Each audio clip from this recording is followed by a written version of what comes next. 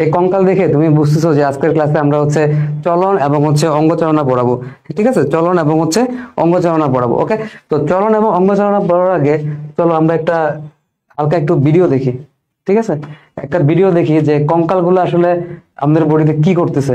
চলো আমরা একটু দেখি যে আমাদের কঙ্কাল সাহেব আসলে আমাদের বডিতে কি কাজ করতেছে। ঠিক আছে, দেখো একটা কঙ্কাল, সবাইকে প্রথমে একটু ভিডিও দেখাই দিই।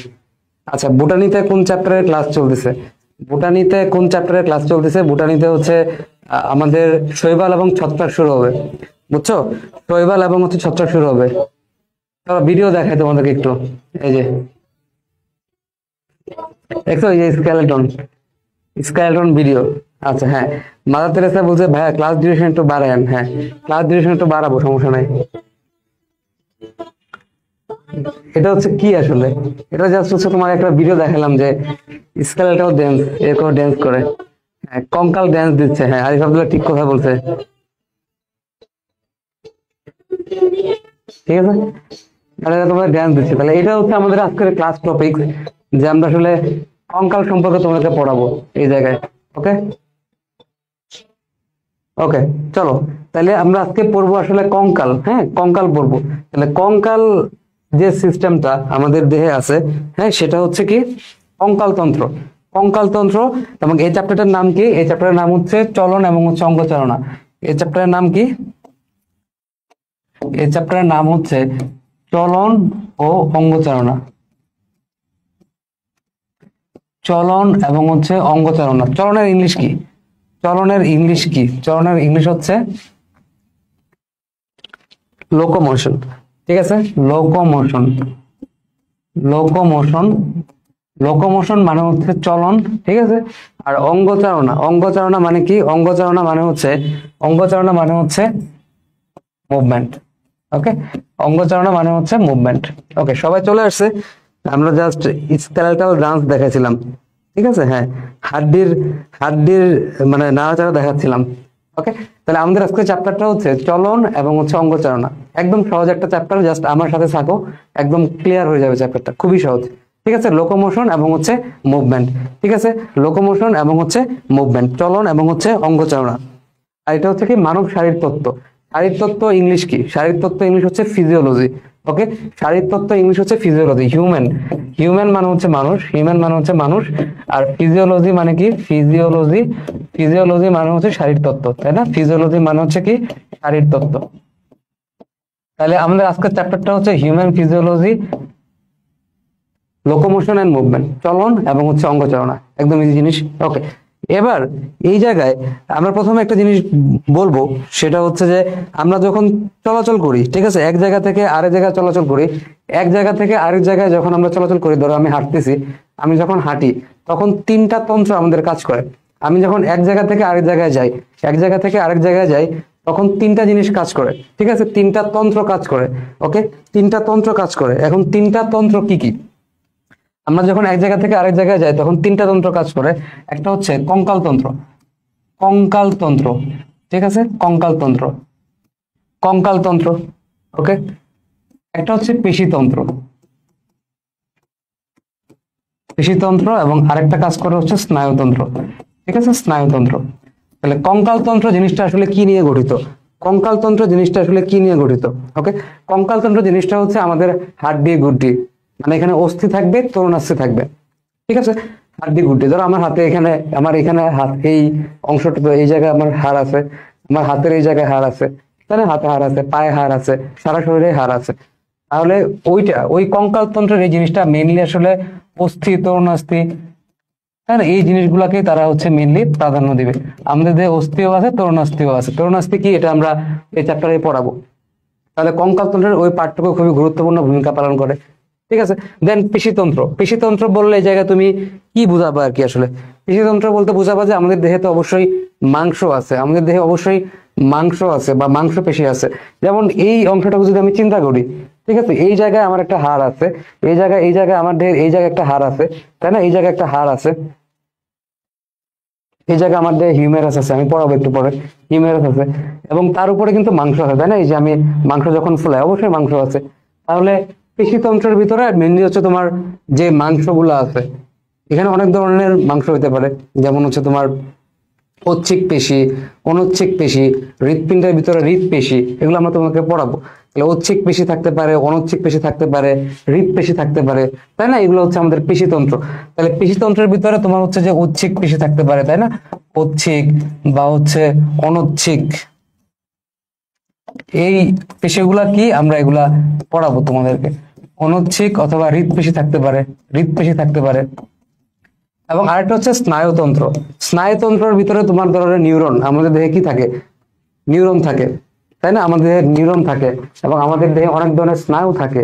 তাহলে এই স্নায়ুগুলো মেনলি কি কাজ করে? এই স্নায়ুগুলো হচ্ছে তুমি যে হাঁটাচলা করতেছো, এক সামনে থেকে পিছনে থেকে হাঁটাচলা করতেছো, তখন তোমার হাড় গুলা লড়াচড়া করতেছে, তোমার মাংসগুলা শক্তি যোগাচ্ছে, তাই না? মাংস নড়াচড়া করতেছে, মাংসগুলা শক্তি যোগাচ্ছে। এবং এদের যে কাজ, যেমন অস্থি এবং হচ্ছে পেশি, এদের যে কাজ, এই কাজগুলাকে অবশ্যই একটা সিগন্যালের আন্ডারে আনতে হবে। এই কাজগুলাকে অবশ্যই একটা নির্দিষ্ট নিয়মে, নির্দিষ্ট রুলসে এবং হচ্ছে যে একটা নির্দিষ্ট গতিতে করতে হবে, তাই না? ধরো আমার এক হাত যদি এদিকে চলে যায়, আরেক হাত যদি এদিকে চলে যায়, তাহলে কিন্তু আমি একটা কাজ করতে পারতেছি না। ধরো সাপোজ আমি এই কলমটাকে ধরবো, এই কলমটাকে ধরবো, তো এই কলমটাকে ধরার সময় আমার হাত, এই হাত যদি এদিকে চলে যায়, এই হাত যদি এদিকে চলে যায়, তাহলে আমি ধরতে পারবো না। এটাকে এখানে ধরতে হবে, ঠিক আছে? তাহলে এই কাজটা করার জন্য এই অস্থি এবং হচ্ছে পেশি, ধরো এই হাত দিয়ে ধরলাম, এখানে আমার অস্থি আছে, এই জায়গায় আমার পেশি আছে, বাট আমার হাতটা যদি এদিকে চলে যায়, এদিকে চলে যায়, তাহলে কিন্তু আমি সঠিকভাবে ধরতে পারবো না। তো এই কাজটা করার জন্য আমাদের সম্পূর্ণ এই প্রক্রিয়াটা নিয়ন্ত্রণ কে, সম্পূর্ণ এই প্রক্রিয়াটা নিয়ন্ত্রণ করে কে? সেটা হচ্ছে আমাদের স্নায়ুতন্ত্র বা হচ্ছে নিউরন, তাই না? স্নায়ুতন্ত্র বা হচ্ছে নিউরন, এরা হচ্ছে গুরুত্বপূর্ণ ভূমিকা পালন করে। ওকে, তাহলে আমি তোমাদেরকে প্রথমে বললাম যে এখানে তিনটা জিনিস স্নায়ুতন্ত্রের ভিতরে, তুমি এখানে নিউরন লিখে রাখতে পারো, যে নিউরন অবশ্যই এখানে হেল্প করতেছে, নিউরন লিখে রাখতে পারো। তাহলে আমাদের কঙ্কাল তন্ত্রের ভিতরে আমাদের অস্থি আছে, তরুণাস্থি আছে। মোটা দাগে আমি জাস্ট কয়েকটা কথা বললাম যে এরা অবশ্যই তোমাকে হেল্প করে চলাচলের জন্য। তারপর হচ্ছে ঐচ্ছিক পেশি, অনৈচ্ছিক পেশি, আমাদের পেশিতন্ত্রের ভিতরে ঐচ্ছিক পেশি আছে, অনৈচ্ছিক পেশি আছে, হৃৎপেশি আছে, তাই না? এরকম পেশি আছে। কিন্তু মেনলি চলাচল করার জন্য আমরা যখন এক জায়গা থেকে আরেক জায়গায় যাই, আমরা ঐচ্ছিক পেশিগুলা বেশিরভাগ সময় ইউজ করি। হৃৎপেশি তো হৃৎপিণ্ডে থাকে, বাট পেশিতন্ত্র বলতে মাসেলের ভিতরে বা পেশির ভিতরে তোমার হৃৎপেশিও কিন্তু থাকে, তাই না? আর স্নায়ুতন্ত্রের ভিতরে আমাদের দেহে অনেক ধরনের স্নায়ু আছে, এরা কিন্তু খুবই গুরুত্বপূর্ণ ভূমিকা পালন করে। ওকে, তাহলে এই তিনটা তন্ত্র, কঙ্কাল তন্ত্র, পেশিতন্ত্র এবং হচ্ছে স্নায়ুতন্ত্র, এই তিনটা তন্ত্র সামগ্রিকভাবে আমাদের চলাচলে হেল্প করে, ঠিক আছে? সামগ্রিকভাবে আমাদের চলাচলে হেল্প করে। ওকে, তো এখন তোমার পরীক্ষায় যদি প্রশ্ন আসে যে আমরা যখন এক জায়গা থেকে আরেক জায়গায় যাই, তখন কি কি তন্ত্র আমাদের হেল্প করে? তাহলে তিনটা তন্ত্র। কঙ্কাল তন্ত্র আমাদেরকে হেল্প করে, কঙ্কাল তন্ত্র অস্থি, আমরা হাড্ডি গুড্ডি লড়াই। পেশিতন্ত্র মানুষকে আমাদের উপরে, অস্থির উপরে পেশি থাকে, তাই না? পেশি থাকে, তাহলে পেশিগুলা কিন্তু আমাদেরকে চলাচলের সাহায্য, মানে শক্তি যোগায়। অস্থি যে লাড়াচাড়া করতেছো তুমি, এই কাজে শক্তি যোগাচ্ছে আমাদের পেশি। তারপর তোমার হচ্ছে এদের কাজের যে সমন্বয়, এই সমন্বয় সাধন করতে হেল্প করতেছে হচ্ছে আমাদের নিউরন, ঠিক আছে? নিউরন হেল্প করতেছে। শেষ।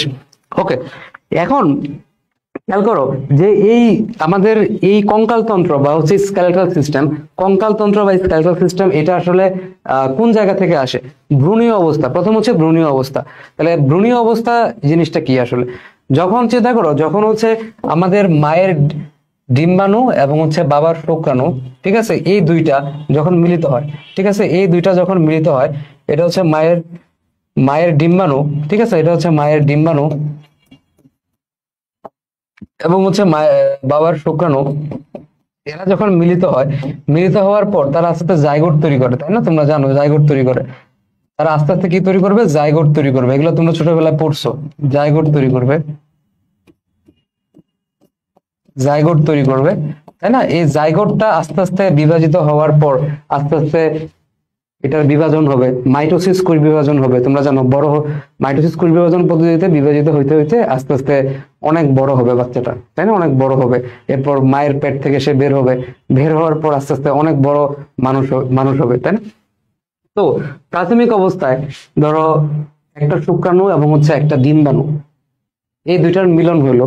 এই দুইটার মিলন হওয়ার পর, ঠিক আছে, এই দুইটার মিলন হওয়ার পর ধরো প্রাথমিক অবস্থায় জাইগোট তৈরি হলো, তাই না? তো এই জাইগোটটা তো এখন ধরো যে মায়ের পেটে আছে, মায়ের দেহের ভিতরে আছে, ঠিক আছে, মায়ের দেহের ভিতরে আছে। তো মায়ের দেহের ভিতরে যখন আছে, মায়ের দেহের ভিতরে যখন আছে, এই মায়ের দেহের ভিতরে থাকা অবস্থায় তাদের 8 সপ্তাহ পর্যন্ত সময়, ঠিক আছে, 8 সপ্তাহ পর্যন্ত, ঠিক আছে, মায়ের পেটে প্রথম 8 সপ্তাহ, তাহলে ভ্রূণীয় অবস্থা। তাহলে ভ্রূণীয় দশা যদি আমি বলি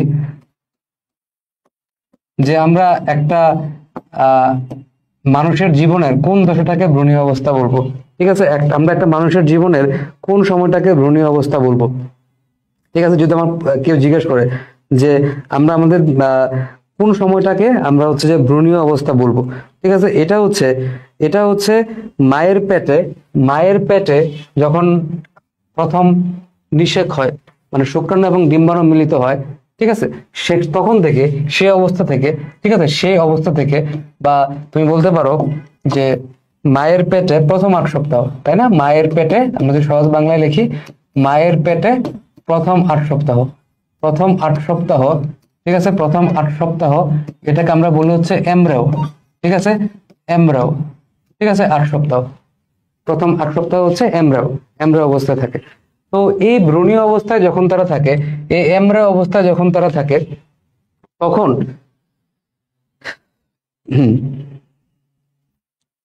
এই প্রথম 8 সপ্তাহ মায়ের পেটে, ঠিক আছে, তো এই 8 সপ্তাহ যখন তারা এমব্রায়ো বা হচ্ছে ভ্রূণীয় অবস্থায় থাকে, তখন সেই অবস্থায় আমাদের দেহটা বা হচ্ছে আমরা যখন ওই অবস্থায় থাকি, তখন আমাদের দেহে আসলে 3টা লেয়ার দেখা যায়।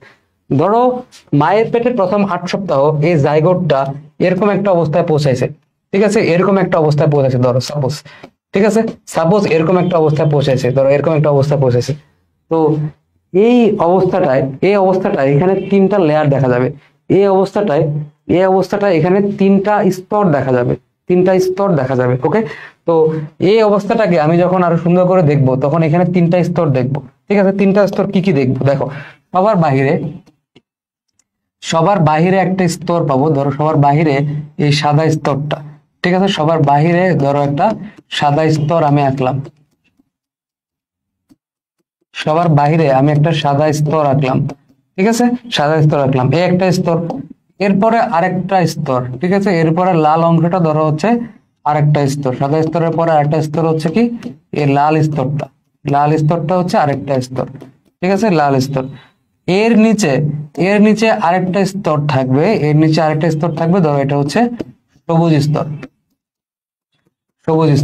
ওকে, সবুজ স্তর। তাহলে কি হলো জিনিসটা, যে প্রথমে মায়ের পেটে ডিম্বাণু এবং হচ্ছে শুক্রাণুর মিলনের ফলে, তাই না, মায়ের দেহ থেকে ডিম্বাণু আসতেছে, বাবার দেহ থেকে শুক্রাণু আসতেছে, এদের মিলনের ফলে জাইগোট তৈরি হচ্ছে। তো জাইগোটটা তো এখন মায়ের পেটে আছে, এখন তাহলে মায়ের পেটে থাকা অবস্থায় যে প্রথম 8 সপ্তাহ সময়, প্রথম 8 সপ্তাহ, তাই না, প্রথম 1 সপ্তাহে 7 দিন, এটা তো জানো, প্রথম 8 সপ্তাহ সময়ে আমরা এদেরকে বলতেছি হচ্ছে এমব্রায়ো বা হচ্ছে ভ্রূণ, ঠিক আছে। দেন এই ভ্রূণটা থেকে আস্তে আস্তে বড় হয়ে অনেক কিছু হয়, যেটা আমরা পড়বো হচ্ছে মানব জীবনের ধারাবাহিকতা অধ্যায়, যে জাইগোট হলো, জাইগোটের পরে কি কি হবে, কি কি স্টেপ হবে, অনেকগুলো স্টেপ হয়, এটা আমরা এই চ্যাপ্টারে পড়বো না, এটা আমরা মানব জীবনের ধারাবাহিকতায় পড়বো, ওকে। তো মায়ের পেটে থাকা, তো প্রথম 8 সপ্তাহ সময়টা হচ্ছে এমব্রায়ো বা হচ্ছে ভ্রূণ। তখন ধরো সাপোজ আমরা এই অবস্থা তাকে পাইছি, ধরো এই অবস্থা আমরা তাকে পাইলাম 8 সপ্তাহ পর্যন্ত। তো এটাকে আমরা একটু জুম করি, তখন আমরা দেখি যে এই জায়গায় তোমার 3টা স্তর আছে। সবার বাইরের দিকে সাদা যে স্তরটা, এটাকে বলা হয় একটোডার্ম, ঠিক আছে, একটোডার্ম। তারপরে লাল যে স্তরটা, মানে মাঝখানের যে লাল স্তরটা, এটাকে বলা হয় হচ্ছে মেসোডার্ম, ঠিক আছে, মেসোডার্ম। এবং এর ভিতরে যে সবুজ স্তরটা, এটাকে বলা হয় হচ্ছে এন্ডোডার্ম, ঠিক আছে, এন্ডোডার্ম, ঠিক আছে, এন্ডোডার্ম, ওকে, এন্ডোডার্ম। তাহলে একটো কথাটার মানে কি, একটো কথাটার মানে হচ্ছে বাহির, ঠিক আছে, একটো কথাটার মানে কি, একটো কথাটার মানে হচ্ছে বাহির, ঠিক আছে। আর মেসো কথাটা দ্বারা তুমি বুঝবা, যে মেসো কথাটা দ্বারা তুমি কি বুঝবা, মেসোডার্ম কথাটা দ্বারা তুমি বুঝো যে এটা আসলে মাঝখানের স্তর, ঠিক আছে, মেসোডার্ম কথাটা দ্বারা তুমি বুঝতেছো যে এটা আসলে মাঝখানের স্তর, ঠিক আছে, মিডল লেয়ার বা হচ্ছে মাঝখানের স্তর, মেসোডার্ম দ্বারা তুমি এটাই ধরে নিবা এই ক্ষেত্রে, ঠিক আছে। আর এন্ডো কথাটার মানে কি, এন্ডো কথাটার মানে হচ্ছে ভিতরে, ঠিক আছে, এন্ডো কথাটার মানে হচ্ছে ভিতরে। আর মেসো কথাটা দ্বারা তুমি ধরে নিবা যে এটা আসলে মিডল একটা লেয়ারকে বোঝাচ্ছে, ঠিক আছে, মিডল একটা লেয়ারকে বোঝাচ্ছে। ওকে, মিডল একটা লেয়ারকে বোঝাচ্ছে। তাহলে একটো কথাটার মানে হচ্ছে বাহির, তাহলে সবার বাহিরে এমব্রায়ো, ধরো এটা হচ্ছে প্রথম 8 সপ্তাহ, তাই না, 8 সপ্তাহ সময়, তাহলে মায়ের পেটে প্রথম 8 সপ্তাহ সময় এদেরকে আমরা এই অবস্থায় দেখি, তখন এদেরকে আমরা 3টা লেয়ারে ভাগ করি। সবার বাইরের লেয়ারটা হচ্ছে একটোডার্ম, যেটা হচ্ছে বাহিরে, সবার বাইরে। তারপরে আরেকটা থাকে, মানে মাঝখানে একটা থাকে লাল, মেসোডার্ম। তার ভিতরে, একদম ভিতরে একটা থাকে, সেটা হচ্ছে এন্ডোডার্ম। এগুলো হচ্ছে একটা লেয়ার বা হচ্ছে স্তর, ঠিক আছে, একটা লেয়ার বা হচ্ছে স্তর। এখন খেয়াল করো, আমাদের যে কঙ্কাল তন্ত্র গুলো আছে, আমাদের যে কঙ্কাল তন্ত্র গুলো আছে, ঠিক আছে, এই কঙ্কাল তন্ত্র গুলো যেগুলো আছে, এগুলোর ভিতরে তোমার অস্থি, তরুণাস্থি, এরা মেইনলি আসে হচ্ছে আমাদের মেসোডার্ম লেয়ার থেকে, ঠিক আছে। তাহলে আমাদের স্কেলেটাল সিস্টেম গুলো ডেভেলপ করে, স্কেলেটাল সিস্টেম যেটা নিয়ে আমরা এখানে আলোচনা করতেছি, ঠিক আছে, স্কেলেটাল সিস্টেম বা যেটা নিয়ে আমরা এখানে আলোচনা করতেছি, এটা আসলে আসলে আসলে কোন জায়গা থেকে? এটা আসে হচ্ছে তোমার এই স্কেলেটাল সিস্টেম যেটা আমরা আলোচনা করতেছি, এটা আসলে কোন জায়গা থেকে? এটা আসে হচ্ছে ব্রুনীয় এই মেসোডার্ম, লাল লাল যে লেয়ারটা আছে, এই লেয়ার থেকে আসে। লাল যে লেয়ারটা থাকে, এই লেয়ার থেকে আসে হচ্ছে আমাদের কি? আমাদের স্কেলেটাল সিস্টেম, ঠিক আছে, স্কেলেটাল সিস্টেম। এখন অনেকের প্রশ্ন আসতে পারে যে ভাই একটোডার্ম থেকে কোনটা আসে? সবার বাহিরের যে লেয়ারটা, সেখান থেকে কোনটা আসে? একটোডার্ম থেকে কোনটা আসে? একটোডার্ম থেকে তুমি মনে রাখবা যে আমাদের বাহিরের যে স্কিন বা হচ্ছে ত্বক আছে, এটা মনে রাখতে হবে না, এটা জাস্ট এমনি জানার জন্য বলতেছি, ঠিক আছে। বাইরে যে স্কিন বা হচ্ছে ত্বক আছে, বা আমাদের মস্তিষ্ক বা হচ্ছে স্পাইনাল কর্ড, এগুলো তোমার হচ্ছে একটোডার্ম থেকে আসতে পারে, ঠিক আছে। এটা আসলে এটা এটা তোমাদের ওই চ্যাপ্টারে পড়বা, মানব জীবনের ধারাবাহিকতায় পড়বা, ঠিক আছে, মানব জীবনের ধারাবাহিকতায় পড়বা। তো এই চ্যাপ্টার থেকে এগুলা বিস্তারিত দরকার নাই। তাও অনেকের হচ্ছে প্রশ্ন জাগে যে এই জায়গা থেকে কি জিনিস আসতে পারে, ঠিক আছে। তো তুমি জাস্ট মনে রাখো যে একটোডার্ম থেকে তোমার বাইরের দিকে কি আসতে পারে? ত্বক আসতে পারে, তাই না, ত্বক আসতে পারে। তারপরে তোমার হচ্ছে যে চুল আসতে পারে, চুল আসতে পারে, নখ আসতে পারে, তাই না, নখ আসতে পারে। তারপর হচ্ছে ব্রেন আসতে পারে, ব্রেন, ঠিক আছে, ব্রেন। তারপর হচ্ছে স্পাইনাল কর্ড আসতে পারে, এগুলো একটোডার্ম থেকে আসতে পারে। আর মেসোডার্ম থেকে তুমি এই চ্যাপ্টারে জাস্ট মনে রাখবা যে আমাদের স্কেলেটাল সিস্টেমের যে পার্টগুলো আছে, এই কঙ্কাল তন্ত্রের যে পার্টগুলো আছে, অস্থি, তরুণাস্থি, ঠিক আছে, এগুলো আসবে কোন জায়গা থেকে? এগুলো আসবে হচ্ছে ব্রুনীয় মেসোডার্ম থেকে, ঠিক আছে, ব্রুনীয় মেসোডার্ম থেকে। আর এন্ডোডার্ম থেকে তুমি কি মনে রাখবা? এন্ডোডার্ম থেকে তুমি মনে রাখবা যে এই জায়গায় দেহের ভিতরের, ঠিক আছে, দেহের ভিতরের যে অঙ্গগুলো আছে, দেহের ভিতরের যে অঙ্গগুলো আছে, এগুলো এখান থেকে আসবে। ধরো তোমার হচ্ছে যে লাংস আসতে পারে, লিভার আসতে পারে, তাই না, লিভার আসতে পারে, লাংস, লিভার। তারপর হচ্ছে প্যানক্রিয়াস আসতে পারে, অগ্নাশয়। তোমরা এগুলা পড়াইছি। তো আমার দেহের ভিতরে যে অঙ্গগুলো থাকে, আমার দেহের ভিতরে একদম ভিতরে যে অঙ্গগুলো থাকে, বা আমার ভিতরে যে পরিপাক তন্ত্র যেগুলো আছে, পেটে অ্যাবডোমেনে যে অঙ্গগুলো থাকে, এগুলা অনেকাংশই তোমার কিন্তু এই এন্ডোডার্ম থেকে আসে। এবং কিছু কিছু অঙ্গ আছে যেগুলো মেসোডার্ম থেকেও আসতে পারে। তো এগুলো নিয়ে আমাদের এই চ্যাপ্টারের কথা নয়, এই চ্যাপ্টার এগুলো আমরা পড়বো হচ্ছে মানব জীবনের ধারাবাহিকতা। জাস্ট একটু জানার জন্য বললাম যে মেইনলি ওভারঅল তুমি এই চ্যাপ্টারে এতটুকু মনে রাখবা। এই চ্যাপ্টারে, হ্যাঁ, আচ্ছা ভাই, অনেক মানুষের তো 6টা নখ হয়, কিসের জন্য এমন হয়? অনেক মানুষের 6টা আঙ্গুল হয়, ঠিক আছে, অনেক মানুষের নখ বড় হইতে পারে। এগুলো সবগুলো হচ্ছে তোমার ধরো যে জেনেটিক কোনো রোগ, ঠিক আছে। মানুষের যখন ডেভেলপমেন্ট হয়, ঠিক আছে, মানুষের যখন মানুষ যখন মায়ের পেটে বড় হয়, তখন অনেক জেনেটিক ডিজিজের কারণে এরকম হতে পারে, 5টা আঙ্গুল, 6টা আঙ্গুল, অনেকগুলো নখ, ঠিক আছে। এগুলো হচ্ছে এক ধরনের ডিজিজ, ঠিক আছে, এটা তুমি মনে রাখবা। এটা আসলে অনেকটা, এটাকে আমরা বলি হচ্ছে কনজেনিটাল ডিজিজ বা হচ্ছে জন্মগত, ঠিক আছে। আমরা এটাকে আসলে কনজেনিটাল কথা বলি, কনজেনিটাল। কনজেনিটাল কথাটার মানে হচ্ছে আসলে জন্মগত রোগ, ঠিক আছে। কিছু মানুষের কিছু জন্মগত রোগ হয়, ঠিক আছে, মানুষের জেনেটিক্যাল কজের কারণে বিভিন্ন রোগ হইতে পারে, বুঝছো? মাদার তেরেসা, বুঝতে পারছো? আচ্ছা, তাহলে মেইনলি তুমি মনে রাখবা যে এন্ডোডার্ম থেকে আমাদের দেহের একদম ভিতরের দিকের অঙ্গগুলো আসে। তো এখানে কিছু কিছু অঙ্গ, দেহের ভিতরে কিছু কিছু অঙ্গ কিন্তু আবার মেসোডার্ম থেকেও আসে। তো ওইটা আমাদের এখানে বলার মতো জিনিসটা, আমরা জাস্ট এতটুকু মনে রাখবো। এটা আমরা মানব জীবন ধারাবাহিকতায় পড়বো, কোনগুলো কোন জায়গা থেকে আসে। একটা মানে হচ্ছে বাহির, ঠিক আছে, এই জায়গায় ত্বক, চুল, নখ, ঠিক আছে, ব্রেন, স্পাইনাল কর্ড, এগুলো আসতে পারে। মেসোডার্ম ভিতরের লেয়ার, এখান থেকে আমাদের এই জায়গার অস্থি, তরুণাস্থি, এগুলো আসবে। আর এন্ডোডার্ম থেকে আমরা এতটুকু মনে রাখি লাং, লিভার, প্যানক্রিয়াস, এগুলা আসতে পারে, ঠিক আছে, এগুলা আসতে পারে। ওকে, হুম,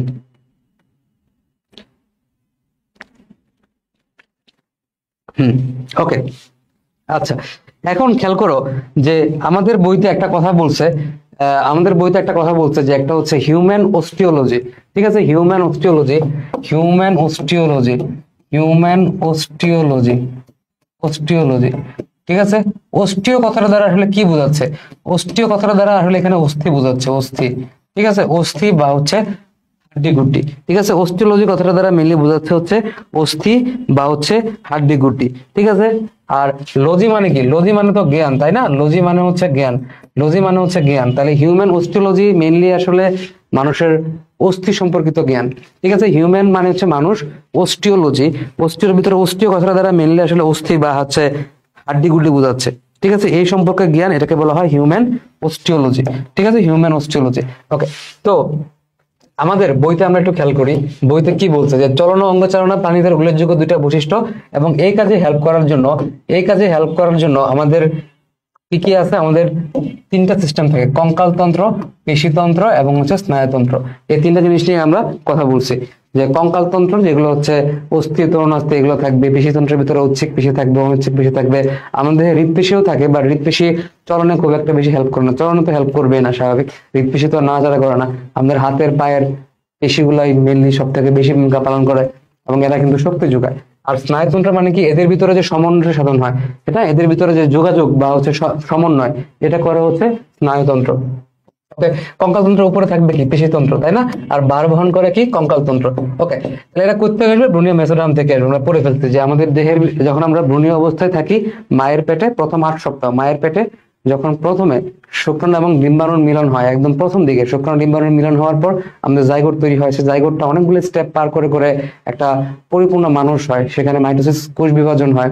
তাহলে তো মায়ের পেটে প্রথম 8 সপ্তাহ সময়টাতে আমরা বলি হচ্ছে ভ্রূণীয় অবস্থা, এবং সেই ভ্রূণীয় অবস্থায় ভ্রূণের 3টা লেয়ার, বাইরের লেয়ারটা একটোডার্ম, তার মাঝখানে লেয়ার হচ্ছে মেসোডার্ম, একদম ভিতরের লেয়ার হচ্ছে এন্ডোডার্ম। সেই মেসোডার্ম থেকে আসতেছে আমাদের অস্থি এবং হচ্ছে তরুণাস্থি, এবং এরা এক ধরনের যোজক টিস্যু, ঠিক আছে। এরা কি? এরা হচ্ছে এক ধরনের যোজক টিস্যু। তো যোজক টিস্যু জিনিসটা আসলে কি? ঠিক আছে, যোজক টিস্যু মানে হচ্ছে জিনিসটা আসলে কি?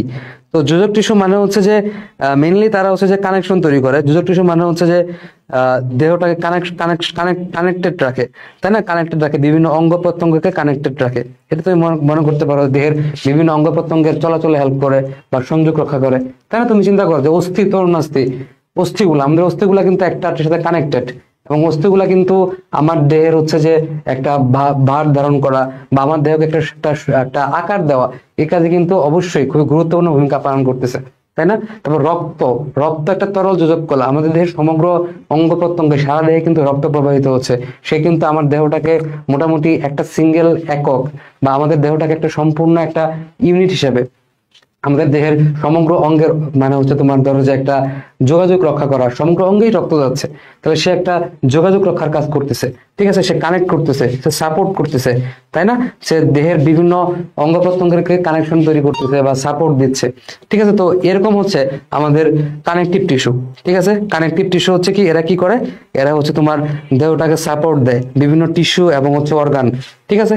বিভিন্ন দেহের বিভিন্ন টিস্যু বা দেহের বিভিন্ন অঙ্গ প্রত্যঙ্গকে সাপোর্ট দেয়, ঠিক আছে, সাপোর্ট দেয়, প্রোটেক্ট করে, রক্ষা করে, তাই না? এবং এদের অখণ্ডতা রক্ষা করে, মানে এদেরকে আসলে নর্মালি দেহটা কানেক্ট করে রেখে একটা নিজের শেপ প্রদান করে, তাই না? ওকে, তাহলে এরা হচ্ছে এক ধরনের যোজক টিস্যু বা হচ্ছে কানেকটিভ টিস্যু। হ্যাঁ, ইমরান অনেকক্ষণ পরে আসছে, যাই হোক সমস্যা নাই। তাহলে এইটা, তাহলে কঙ্কালতন্ত্র জিনিসটা কি আসলে? কঙ্কালতন্ত্র জিনিসটা কি? এটা হচ্ছে ক নাম্বারের প্রশ্নের জন্য ইম্পর্টেন্ট, জ্ঞানমূলক প্রশ্নের জন্য, যে হোয়াট ইজ স্কেলেটাল সিস্টেম, কঙ্কালতন্ত্র মানে কি? তাহলে যে তন্ত্র দেহের কাঠামো সৃষ্টির মাধ্যমে দেহকে নির্দিষ্ট আকৃতি দান করে, ওই যে যোজক টিস্যুর কাজগুলো করে যোজক টিস্যু। যোজক মানে কি? কানেকশন তৈরি করা, ঠিক আছে, একটা জিনিসের সাথে অন্য জিনিসের কানেকশন তৈরি করা, এটাই তো যোজক টিস্যু, যোজক, তাই না? তাহলে যোজক টিস্যু নির্দিষ্ট আকৃতি দান করবে, দেহের ভার বহন করবে, পেশি সংযোগের স্থান প্রদান করবে, তাই না? অবশ্যই হাড়, আমাদের দেহে যে হাড়গুলো আছে, আমাদের যে অস্থিগুলো আছে, এর উপরে গিয়ে কি হয় নর্মালি? এই হাতের এই জায়গাটায়, এই জায়গার ভিতরে তো আমার হাড় আছে, হাড়ের উপরে গিয়ে কিন্তু পেশিগুলা যুক্ত হচ্ছে, হাড়ের উপরে গিয়ে কিন্তু পেশিগুলা যুক্ত হচ্ছে, তাই না? তাহলে হচ্ছে তোমার পেশি সংযোগের জন্য স্থান প্রদান করবে, ক্ষতিগ্রস্ত হতে পারে এমন অঙ্গ সমূহকে রক্ষা করবে, তাকে কঙ্কাল তন্ত্র বলে। চিন্তা করো, আমার বুকের খাঁচা আছে, আমার বুকে আমার বুকে হচ্ছে খাঁচা আছে, তাই না? আমার বুকে হচ্ছে খাঁচা আছে।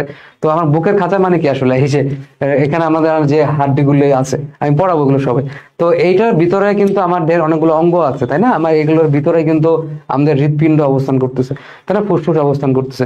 তাহলে হ্যাঁ, এই যে আমার হাড় গোড় বা হচ্ছে হাড্ডি গুড্ডি, তাহলে এই হাড্ডি গুড্ডি গুলো অবশ্যই ক্ষতিগ্রস্ত হতে পারে এমন অঙ্গ সমূহকে রক্ষা করে অবশ্যই। যদি বাইরের দিকে হাড় যদি আমার বাইরের দিকে থাকতো, ও মানে হাড্ডি গুড্ডি নিচে না থাকতো, তো আমার হাড় যদি বাইরে থাকতো তাহলে সহজে ইনজুরি হয়ে আমি মারা যেতাম। তাহলে এরা কি করবে, এরা হচ্ছে যে এই অঙ্গগুলোকে রক্ষা করবে। ওকে, আচ্ছা। তারপরে বলছে যে এখানে তরুণাস্থি থাকে, কার্টিলেজ বা হচ্ছে তরুণাস্থি থাকে, এটা নিয়ে আমরা আলোচনা করব। ঠিক আছে, টেন্ডন থাকে এবং হচ্ছে লিগামেন্ট থাকে, টেন্ডন এবং হচ্ছে লিগামেন্ট, এটা নিয়ে আমরা আলোচনা করব। ঠিক আছে, টেন্ডন এবং হচ্ছে লিগামেন্ট, এটা নিয়েও আমরা আলোচনা করব। আচ্ছা, তাহলে এরপর একটা কথা লিখছে যে মানুষের 30 বছর বয়সের কাছাকাছি সময় পর্যন্ত অস্থির ঘনত্ব সব থেকে বেশি থাকে। মানুষের 30 বছর বয়সের কাছাকাছি সময় পর্যন্ত অস্থির ঘনত্ব বেশি থাকে। আর আলিম স্যারের বই এখানে একটা কথা লেখা আছে যে 21 বছর বয়সে অস্থির ঘনত্ব সব থেকে বেশি থাকে। তো এটা আসলে মনে রাখতে পারো, পরীক্ষা হলে দুইটা অপশন থাকবে না, যে কোনো একটা অপশন থাকবে। ঠিক আছে, তো নর্মালি দুইটাই থাকলে তুমি দিবা হচ্ছে আজমল স্যারেরটা। ঠিক আছে, তাহলে আহ এটা হচ্ছে আলিম স্যারের বইয়ে। আলিম স্যারের বইয়ে হচ্ছে তারা লিখছে যে মানুষের 21 বছর বয়সে অস্থির ঘনত্ব সব থেকে বেশি থাকে। তাহলে রেফারেন্স কি, এটা হচ্ছে আলিম স্যার, আলিম স্যারের বইতে। ঠিক আছে, তো পরীক্ষার হলে যদি দুইটা অপশন থাকে তাহলে তুমি হচ্ছে আজমল স্যারেরটা দিবা। আর যদি একটা অপশন থাকে তাহলে তুমি খেয়াল করবা যে এখানে 30 বছর বয়সের কাছাকাছি এই অপশন আছে কিনা, এবং 21 বছর বয়সে ঘনত্ব সব থেকে বেশি থাকে এরকম স্পেসিফিক আনসার আছে কিনা। দুইটা যদি থাকে সেক্ষেত্রে তুমি হচ্ছে আজমল স্যারটা দিবা, মানে হচ্ছে 30 বছর বয়সের কাছাকাছি সময় পর্যন্ত, 30, 29, 28। ঠিক আছে, আর যদি যে কোনো একটা থাকে, ধরো শুধুমাত্র 21 বছর আছে, 30 বছর নাই, তাহলে সেক্ষেত্রে তুমি হচ্ছে আলিম স্যারেরটা দিবা শুধুমাত্র 21 বছর বয়সে। ঠিক আছে, 21 বছর বয়সে অস্থির ঘনত্ব সব থেকে বেশি থাকে। ঠিক আছে, সব থেকে বেশি থাকে। ওকে, তারপরে দেখো অস্থি সম্পর্কিত আলোচনা, এটাকে বলা হয় অস্থি বিজ্ঞান বা হিউম্যান অস্টিওলজি। হিউম্যান মানে হচ্ছে মানুষ, অস্টিও মানে হচ্ছে অস্থি, আর লজি মানে কি, লজি মানে হচ্ছে জ্ঞান। ঠিক আছে, তাহলে বা জ্ঞান বা হচ্ছে নলেজ বা হচ্ছে তোমার আলোচনা করা হয় এমন একটা জিনিস। তাহলে হিউম্যান অস্টিওলজি মানে কি, মানে হচ্ছে মানুষের অস্থি বিজ্ঞান। ওকে, এই পর্যন্ত ক্লিয়ার কিনা আমাকে একটু বলো, এই পর্যন্ত ক্লিয়ার কিনা, এই পর্যন্ত বুঝছো কিনা, এই পর্যন্ত একদম মুখস্থ হয়েছে কিনা একটু বলো। ঠিক আছে, এই পর্যন্ত মুখস্থ হয়েছে কিনা আমাকে একটু বলো। ওকে, এখানে খেয়াল করো, আমি তোমাদেরকে এই চিত্রটা দেখাতাম একটু পরে, যে এখানে সুন্দর করে এই জিনিসটা দেখাইছে যে আমাদের সবার বাইরের দিকে, ঠিক আছে, এই যে এখানে সবার বাইরের দিকে যে লেয়ারটা, সবার বাইরের দিকে যে লেয়ারটা সুন্দর করে দেখাইছে, এই সবার বাইরের দিকে এই লেয়ারটা, এটাকে তারা বলছে একটোডার্ম। ঠিক আছে, এরপরে যে লাল অংশটুকু রয়েছে, এরপরে যে লাল অংশটুকু রয়েছে, তারা এটাকে বলতেছে হচ্ছে মেসোডার্ম, মেসোডার্ম। এবং তারপরে এই জায়গাটাকে তারা বলতেছে হচ্ছে এন্ডোডার্ম। তো মেইন জিনিস আসলে হচ্ছে যে এখানে তিনটা লেয়ার যে থাকে, তিনটা লেয়ার থাকে, এটা দেখানোর জন্য যে ভ্রূণীয় অবস্থায় আমাদের তিনটা লেয়ার থাকতেছে, একটোডার্ম, মেসোডার্ম এবং হচ্ছে এন্ডোডার্ম। ওকে, ওকে, ক্রিস্টাল ক্লিয়ার, গুড। এটাই চাচ্ছিলাম আমরা ক্রিস্টাল ক্লিয়ার করতে। ঠিক আছে, ওকে। এই অস্থি, এই লোকোমোশন মানে হচ্ছে চলন, আর মুভমেন্ট মানে কি, মুভমেন্ট মানে হচ্ছে অঙ্গচালনা। ঠিক আছে, আর ফিজিওলজি মানে শারীরিক তত্ত্ব। তিনটা তন্ত্র হেল্প করে, কঙ্কাল তন্ত্র, পেশিতন্ত্র, স্নায়ুতন্ত্র, মুখস্থ হয়ে যাবে। ভ্রূণীয় অবস্থায় মায়ের প্রথম 8 সপ্তাহ তিনটা লেয়ার থাকে, এর ভিতরে মেসোডার্ম থেকে আসবে হচ্ছে আমাদের স্কেলেটাল সিস্টেম, একটোডার্ম থেকে দেহের বাইরের অংশ, ব্রেন, স্পাইনাল কর্ড আসতে পারে, এন্ডোডার্ম থেকে লাং, লিভার, প্যানক্রিয়াস আসতে পারে। ওকে, এরপরে আসো, আলহামদুলিল্লাহ ক্রিস্টাল ক্লিয়ার। ওকে, মুখস্থ হয়ে যাবে, শুধুমাত্র ক্রিস্টাল ক্লিয়ার না, আমরা হচ্ছে মুখস্থ করে ফেলবো বিষয়গুলো। ঠিক আছে, দেখো কঙ্কাল তন্ত্রকে আমরা তিনটা ভাগে ভাগ করি। ঠিক আছে, কঙ্কাল তন্ত্রকে আমরা কয়টা ভাগে ভাগ করি, কঙ্কাল তন্ত্রকে কঙ্কাল তন্ত্র কঙ্কাল তন্ত্রকে কঙ্কাল তন্ত্রকে আমরা হচ্ছে তিনটা ভাগে ভাগ করি, কঙ্কাল তন্ত্রকে তিনটা ভাগে ভাগ করি। ওকে, ঠিক আছে, তিনটা ভাগে ভাগ করি। প্রথম ভাগটা কি, প্রথম ভাগটা হচ্ছে বহিঃকঙ্কাল তন্ত্র।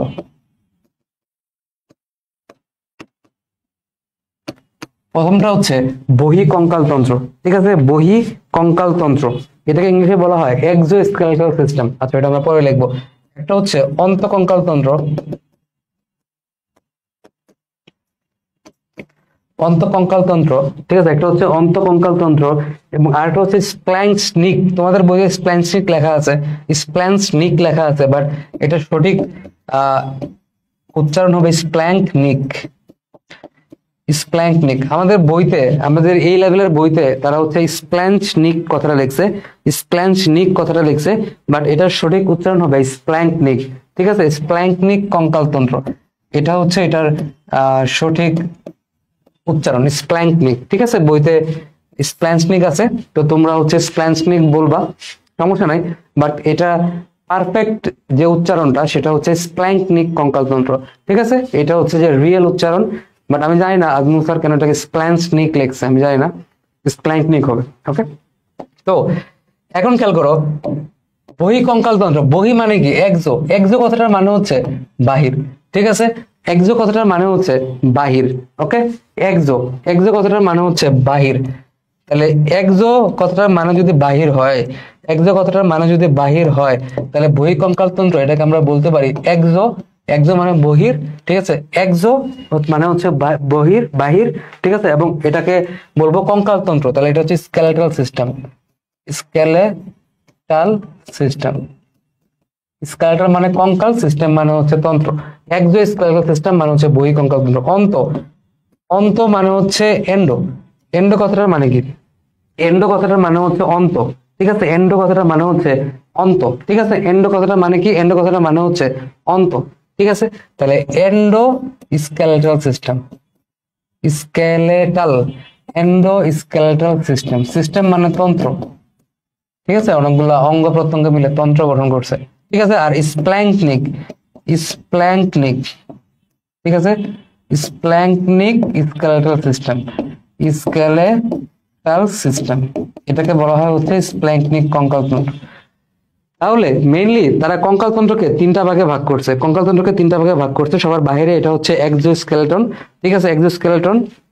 আচ্ছা, আর তারপর হচ্ছে অন্তঃকঙ্কাল তন্ত্র এবং এরপর হচ্ছে তোমার স্প্ল্যাঙ্কনিক কঙ্কাল তন্ত্র। ঠিক আছে, স্প্ল্যাঙ্কনিক কঙ্কাল তন্ত্র। হুম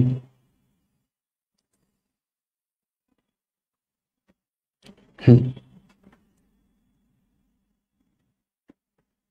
হুম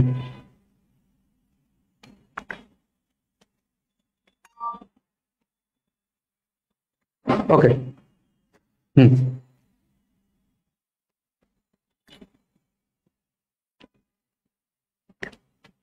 ওকে, আচ্ছা, তো এখন খেয়াল করো, এখন হচ্ছে বহিঃকঙ্কাল তন্ত্র। বহিঃকঙ্কাল তন্ত্র মানে কি? বহিঃকঙ্কাল তন্ত্র মানে হচ্ছে দেহের বাইরের দিকে যেগুলো থাকে, দেহের বাইরের দিকে যেগুলো থাকে এগুলো হচ্ছে বহিঃকঙ্কাল তন্ত্র। যেমন হচ্ছে তুমি দেহের বাইরের দিকে নখ দেখতে পাও, তাই না? দেহের বাইরের দিকে তুমি নখ দেখতে পাও, তাই না? আমাদের দাঁত দেখতে পাও, দাঁত দেখতে পাও, বা আমাদের দেহে যে লোম থাকে লোম গুলা দেখতে পাও, তাই না? এগুলো হচ্ছে বহিঃকঙ্কাল তন্ত্র, যেগুলো আমরা বাহির থেকে দেখতেছি। আমার দেহের বাইরে থেকে আমি নখ দেখতেছি, দাঁত দেখতেছি, বা হচ্ছে লোম দেখতেছি, তাই না? নখ, দাঁত, লোম, ঠিক আছে, বা হচ্ছে তুমি আমাদের দেহের ত্বক দেখতেছো বা স্কিন দেখতেছো, তাই না? স্কিন, নখ, দাঁত, লোম, এগুলো তুমি বাইরে থেকে দেখতেছো। তাহলে এগুলো হচ্ছে এক্সোস্কেলেটাল সিস্টেম বা হচ্ছে বহিঃকঙ্কাল তন্ত্র, যেটা তুমি বাইরে থেকে দেখতেছো। এই চ্যাপ্টার কয়টা ক্লাসে শেষ করবো? এই চ্যাপ্টার শেষ করবো হচ্ছে 5টা ক্লাস। 5টা ক্লাস, 5টা ক্লাসে শেষ হয়ে যাবে, 5টা বা 4টা। আজকে প্রথম দিন দেখে আস্তে আস্তে পড়াচ্ছি, পরের দিন থেকে একটা টান দিব, 4টা ক্লাসে শেষ করে দিব। ওকে, 4টা ক্লাসে ইনশাল্লাহ, 4টা বা হাইস্ট গেলে 5টা ক্লাস যাবে। তাহলে এক্সোস্কেলেটন বা হচ্ছে বহিঃকঙ্কাল তন্ত্র। এখন খেয়াল করো স্কিন। ঠিক আছে, আমাদের স্কিনে কয়টা লেয়ার থাকে? আমাদের স্কিন হচ্ছে 3টা লেয়ার থাকে। ঠিক আছে, স্কিনের কয়টা লেয়ার আছে? 3টা।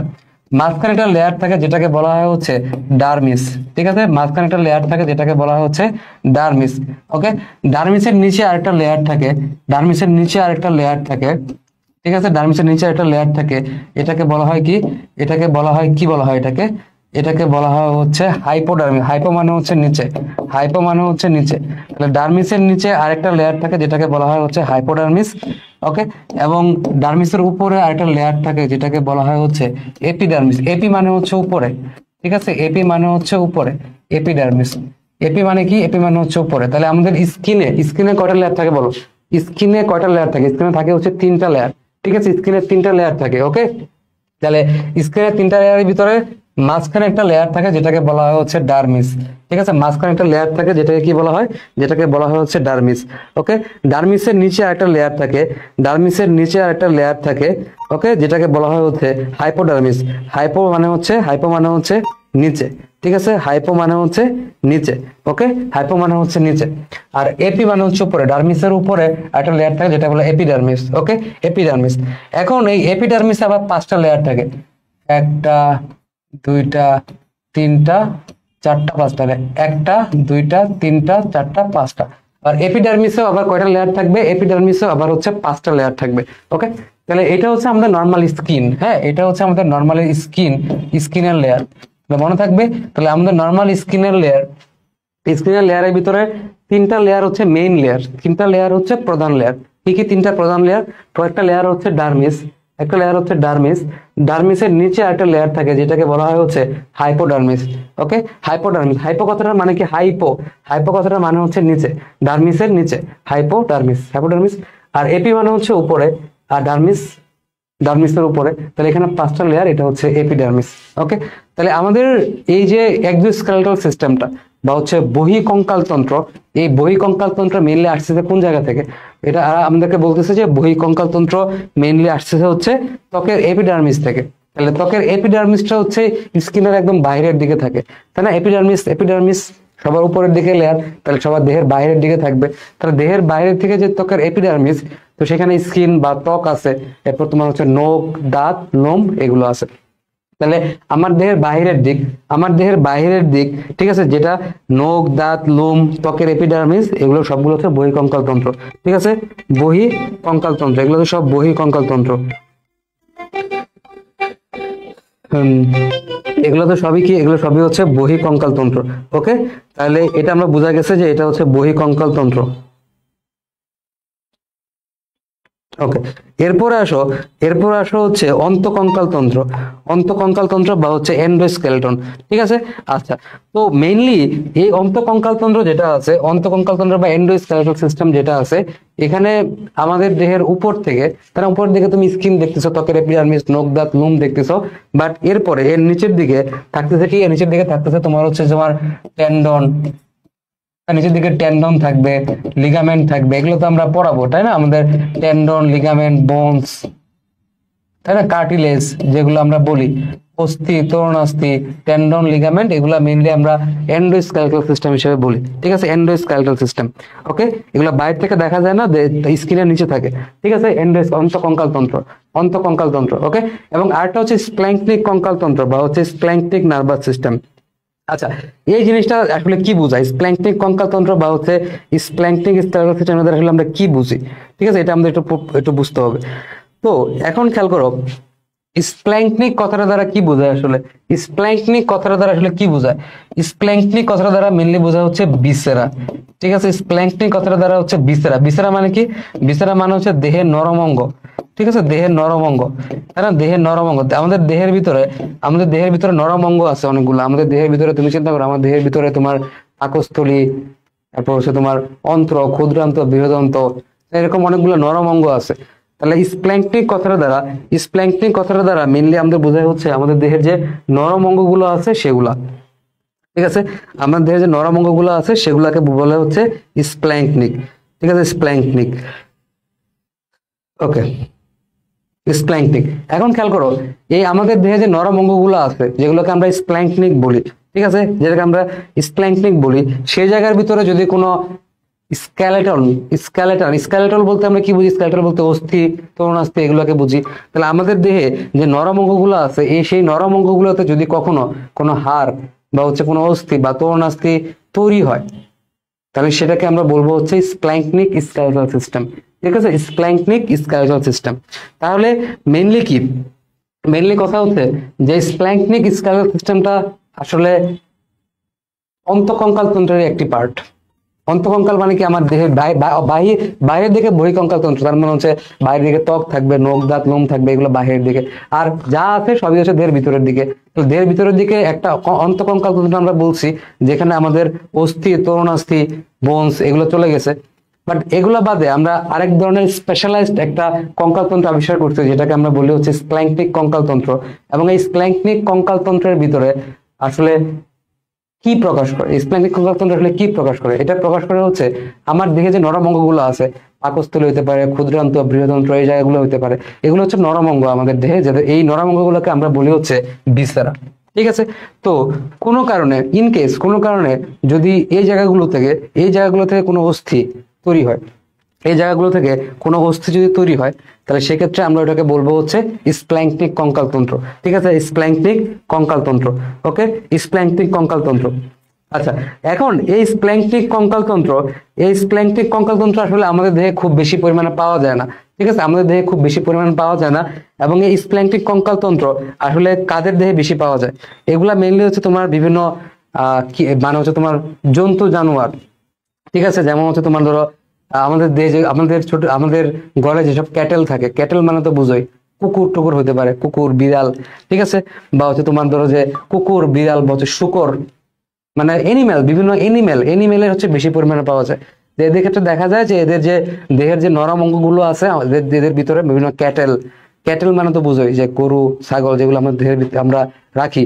তারপর তোমার শুকর, এরকম বিভিন্ন এনিমেল বা হচ্ছে প্রাণীতে ওদের দেহে নরম অঙ্গগুলো যেগুলো আছে, ঠিক আছে, ওদের দেহে নরম অঙ্গ যেগুলো আছে, যেমন চিন্তা করে ওদের হার্ট। ঠিক আছে, হার্ট বা হচ্ছে তোমার হৃৎপিণ্ড, ঠিক আছে, এরকম অনেকগুলা নরম অঙ্গ এদের দেহের ভিতরে আছে। এবং সেখানে হচ্ছে দেখা যায় মাঝে মাঝে কিছু হাড় ডেভেলপ করে, অস্থির মতো কিছু কিছু গঠন ডেভেলপ করে। ওকে, তো সেটাকে আমরা বলি হচ্ছে স্প্ল্যাঙ্কনিক স্কেলেটাল সিস্টেম বা হচ্ছে স্প্ল্যাঙ্কনিক কঙ্কালতন্ত্র। ঠিক আছে, স্প্ল্যাঙ্কনিক কঙ্কালতন্ত্র। তাহলে মানুষের ক্ষেত্রে স্প্ল্যাঙ্কনিক কঙ্কালতন্ত্র বা নরম অঙ্গগুলো, আমাদের নরম অঙ্গগুলো, সেই জায়গায় যে অস্থিগুলা তৈরি হয়, এদের সংখ্যা খুবই কম।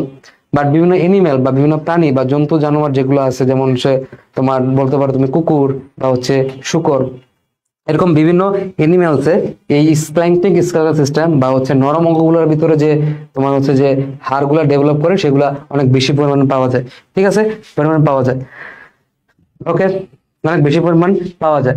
যেমন এটার একটা এক্সাম্পল হচ্ছে, ধরো একটা বলা হয় হচ্ছে অসকর্ডিস। ঠিক আছে, অসকর্ডিস নামে একটা জিনিস আছে, যে বিভিন্ন প্রাণীতে, ঠিক আছে, আমাদের যে গৃহপালিত প্রাণী থাকে বা বিভিন্ন প্রাণীতে, বিভিন্ন এনিমেলে দেখা যায় যে মাঝে মাঝে এদের হচ্ছে কোর্ডিস কথাটা মানে হচ্ছে হার্ট, মানে হচ্ছে কোর্ডিস কথাটা আসছে হচ্ছে কার্ডিয়াক বা হচ্ছে হৃৎপিণ্ড থেকে।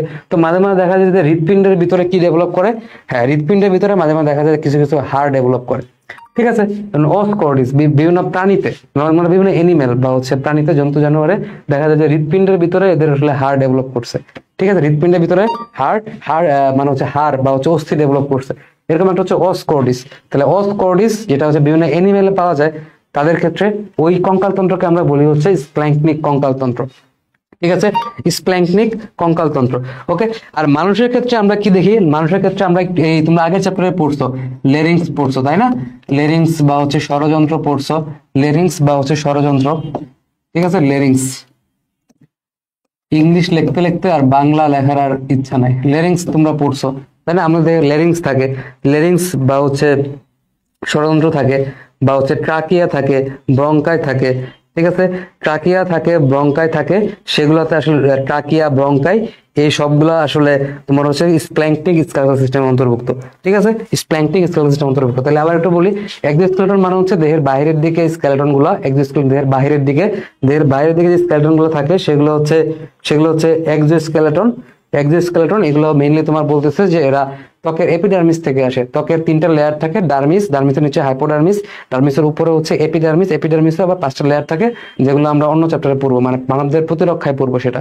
ঠিক আছে, প্রতিরক্ষায় পড়বো। ওকে, তো বহিঃকঙ্কালতন্ত্র এটা আমাদের চলে গেল। বাইরে থেকে যেটা দেখি, অন্তঃকঙ্কালতন্ত্র মানে কি? এর ভিতরের দিকে যেটা থাকে এটা হচ্ছে অন্তঃকঙ্কালতন্ত্র। এর ভিতরে তোমার হচ্ছে যে বোনস, ঠিক আছে, অস্থি, তরুণাস্থি, টেন্ডন, লিগামেন্ট, এগুলো থাকবে। এবং আরেকটা হচ্ছে যে স্প্ল্যাঙ্কনিক কঙ্কালতন্ত্র। স্প্ল্যাঙ্কনিক কথাটা মানে কি? স্প্ল্যাঙ্কনিক কথাটা মানে হচ্ছে ভিসেরা।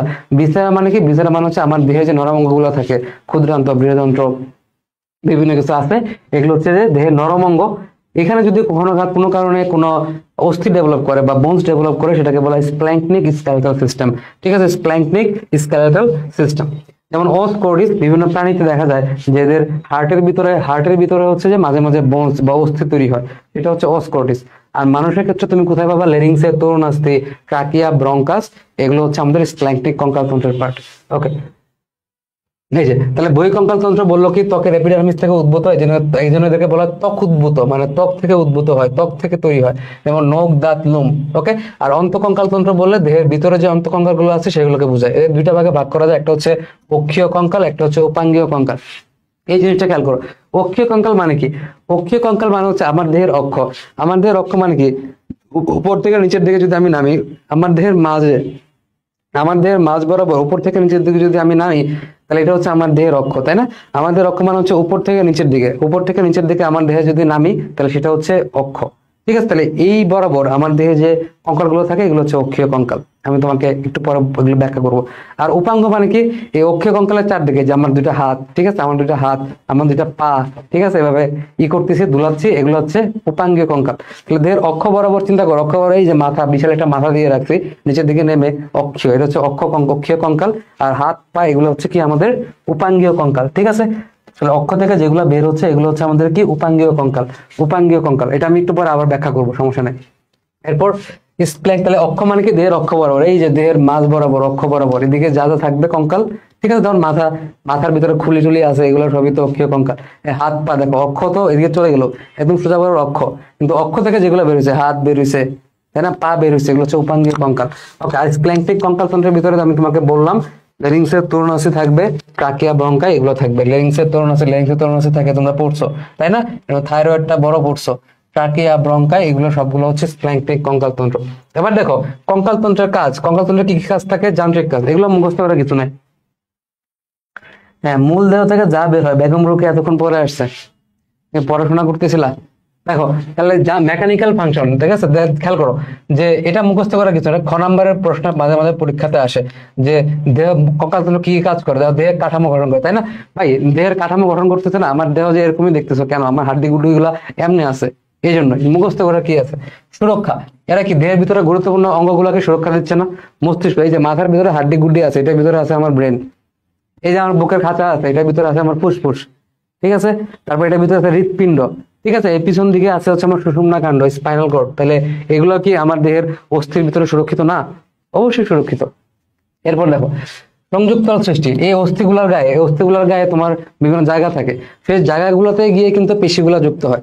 আমার দেহের ভিতরে বিভিন্ন পেশি বা মাসেল আছে, অবশ্যই এই মাসেল বা পেশি, এই যে লালাতে এই পেশিগুলা, এটা অবশ্যই হাড়ের সাথে গিয়ে যুক্ত হয়েছে, তাই না? তাহলে এরা কি করবে, পেশি, লিগামেন্ট, টেন্ডন, এই কঙ্কালগুলো সংযুক্ত থেকে দেহের বিভিন্ন অঙ্গের সঞ্চালন ঘটায়, চলাচল করতে হেল্প করে। ভার বহন, অবশ্যই এরা ভার বহন করে, তাই না?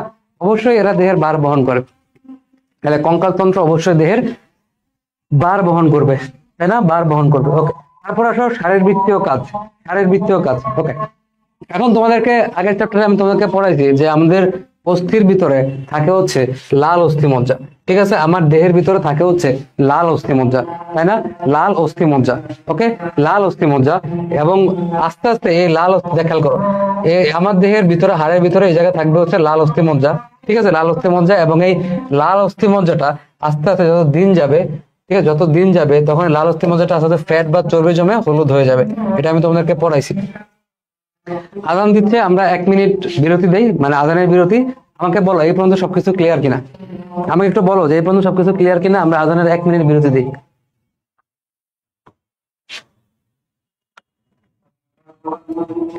সুষুম্না কাণ্ড, আচ্ছা এই পর্যন্ত বুঝছো কিনা আমাকে বলো, সুষুম্না কাণ্ড বুঝাবো তো। আচ্ছা আমি সুষুম্না কাণ্ড দেখাই তোমাকে, সুষুম্না কাণ্ড দেখাই, বাট সবাই বলো বুঝছো কিনা, ঠিক আছে, সবাই এই পর্যন্ত বুঝছো কিনা।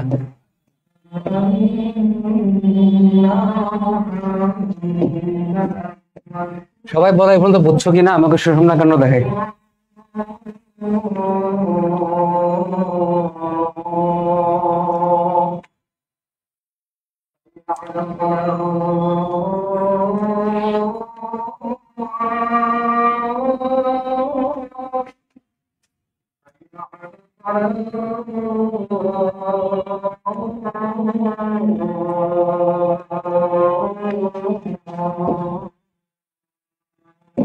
আমি একটা সুষুম্না কাণ্ড দেখাই, সবাই বলো ক্লিয়ার কিনা। আজান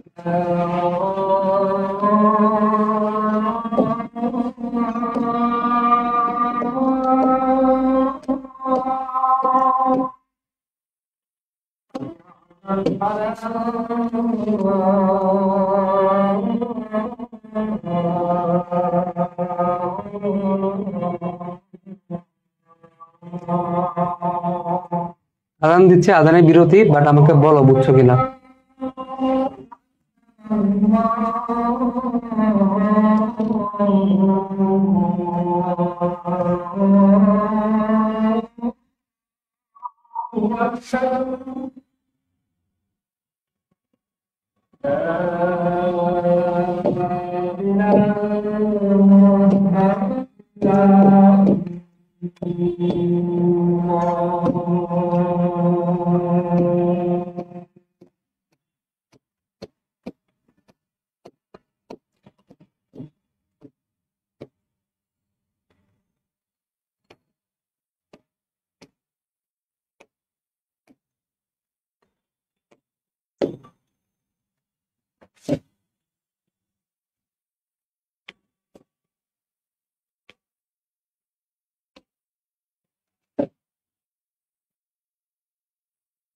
সবাই একটু বলো যে বুঝছো কিনা। আজান শেষ হয়ে গেছে, আমরা শুরু করবো এখনই।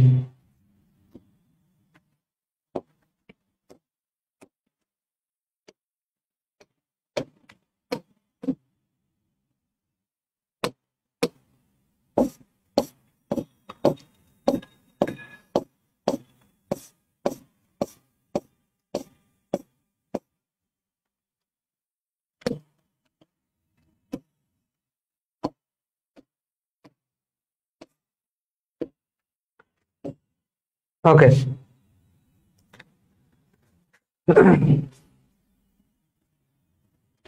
অসকর্ডিসটা কি বললেন? আচ্ছা, একজন প্রশ্ন করছে যে অসকর্ডিস, অসকর্ডিস কথাটার মানে কি? কর্ডিস কথাটার মানে হচ্ছে হার্ট বা হচ্ছে হৃৎপিণ্ড। ঠিক আছে, কর্ডিস কথাটা দ্বারা মেনলি বোঝায় হচ্ছে হার্ট বা হচ্ছে হৃৎপিণ্ড। ঠিক আছে, তো কখনো কোনো কোনো প্রাণীর ক্ষেত্রে দেখা যায় যে ওদের হৃৎপিণ্ডের ভিতরে অস্থি বা হচ্ছে হাড় ডেভেলপ করে, তখন ওটাকে আমরা বলি হচ্ছে অসকর্ডিস। ঠিক আছে, তখন ওটাকে আমরা কি বলি? তখন ওটাকে আমরা বলি হচ্ছে অসকর্ডিস, অসকর্ডিস। এটা হচ্ছে মানুষের ক্ষেত্রে না, এটা হচ্ছে বিভিন্ন প্রাণীর ক্ষেত্রে দেখা যায়। ঠিক আছে, বিভিন্ন প্রাণীর ক্ষেত্রে দেখা যায় এটা অসকর্ডিস। ঠিক আছে, এটা হচ্ছে স্প্ল্যাঙ্কনিক নার্ভাস সিস্টেমের পার্ট। মানে স্প্ল্যাঙ্কনিক কথাটার মানে কি? নরম অঙ্গ। আর স্কেলেটাল মানে হচ্ছে এখানে অস্থি বা হচ্ছে তরুণাস্থি থাকবে। তাহলে দেহের যে নরম অঙ্গগুলো আছে এই জায়গার ভিতরে যদি কখনো বোনস বা হচ্ছে অস্থি ডেভেলপ করে, তখন এটাকে আমরা বলবো হচ্ছে স্প্ল্যাঙ্কনিক স্কেলেটাল সিস্টেম। তেমন একটা হচ্ছে ধরো অসকর্ডিস। তাহলে কর্ডিস কথাটা মেনলি হচ্ছে হার্ট, হৃৎপিণ্ড। হৃৎপিণ্ড আমাদের দেহের একটা নরম অঙ্গ। তো কিছু কিছু প্রাণীর ক্ষেত্রে দেখা যায় যে হৃৎপিণ্ডের ভিতরে হচ্ছে অস্থি ডেভেলপ করে বা হাড় ডেভেলপ করে, তখন ওটাকে বলি আমরা অসকর্ডিস। বুঝছো? মেঘকন্যা বুঝছো? দেখো বেগম রোকেয়া হচ্ছে এটা বোঝে না, স্পাইনাল কর্ড। দেখো এই জায়গা হচ্ছে আমার দেহের ব্রেন। ঠিক আছে, এই জায়গা হচ্ছে আমার দেহের ব্রেন। হ্যাঁ, আমার দেহের এই জায়গা হচ্ছে আমাদের ব্রেন, মস্তিষ্ক। ঠিক আছে, এখান থেকে খেয়াল করো, এখান থেকে লম্বা একটা স্ট্রাকচার নেমে যায়। ঠিক আছে, এখান থেকে লম্বা একটা স্ট্রাকচার নেমে যায়। এটা আমরা সমন্বয় এবং নিয়ন্ত্রণে আরো বিস্তারিত পড়বো, সমন্বয় এবং নিয়ন্ত্রণে আবার বিস্তারিত পড়বো। ঠিক আছে, এই লম্বা একটা স্ট্রাকচার যে নিচের দিকে নেমে যায়, ঠিক আছে, নেমে যায় পিছনের দিকে, যে আমাদের পিছনের দিকে। ঠিক আছে, আমাদের পিছনের দিকে এই যে এখানে তো তোমার হচ্ছে কশেরুকা বা ভার্টিব্রা থাকে, এটা আমি বলবো কশেরুকা বা ভার্টিব্রা থাকে। তো আমাদের পিছনের দিকে, ঠিক আছে, পিছনের দিকে হচ্ছে যে ব্রেন থেকে এরকম একটা লম্বা কর্ড বা হচ্ছে স্ট্রাকচার নেমে যায়, যেটাকে বলা হয় হচ্ছে স্পাইনাল কর্ড। ঠিক আছে, যেটাকে কি বলা হয়? যেটাকে বলা হয় হচ্ছে স্পাইনাল কর্ড, আমাদের পিছনের দিকে। হ্যাঁ, আমাদের এই জায়গা তো ব্রেন, এই জায়গায় ব্রেন, এরপর পিছনের দিকে নেমে যায়, এটাকে বলা হয় হচ্ছে স্পাইনাল কর্ড। বুঝতে পারছো? ইয়া মঞ্জিলা বুঝতে পারছো? মিম বুঝতে পারছো? ওকে, তাহলে এটা আমাদের চলে গেল, এটা আমাদের শেষ। বুঝতে পারছো কি না স্পাইনাল কর্ড জিনিসটা কি? ওকে, তারপর দেখো, এখন আমাদের দেহে কয়েকটা জায়গা আছে, আমাদের দেহে কয়েকটা জায়গা আছে যে জায়গাগুলো থেকে সবসময় রক্তকণিকা তৈরি হয়। ঠিক আছে, তাহলে নর্মালি আমাদের দেহে লাল অস্থির মধ্যে থাকে, এবং যত বয়স বাড়ে তখন লাল অস্থির মধ্যেটা চর্বি জমে জমে এটা হলুদ হয়ে যায়। বাট কয়েকটা জায়গা আছে যেখান থেকে ম্যাক্সিমাম টাইম, বা যেখান থেকে আমাদের জীবনের প্রায় অধিকাংশ সময়ে, ঠিক আছে, অধিকাংশ সময়ে হচ্ছে তোমার কি আসবে? লাল মানে হচ্ছে রক্তকণিকা আসবে। ঠিক আছে, রক্তকণিকা আসবে। যেমন স্টারনাম, স্টারনাম আমাদের, হ্যাঁ, কই মিম কি বুঝছো? স্পাইনাল কর্ড বলো, বলো না কেন, কমেন্ট করো না কেন?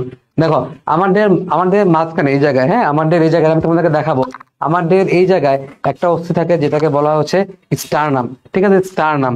ঠিক আছে, স্টারনাম। ওকে, তাহলে স্টারনাম, ঠিক আছে স্টারনাম।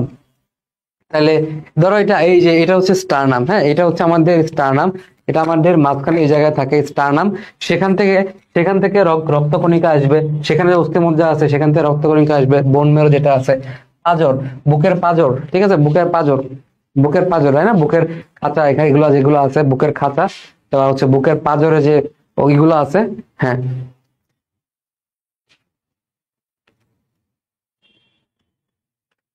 ঠিক আছে।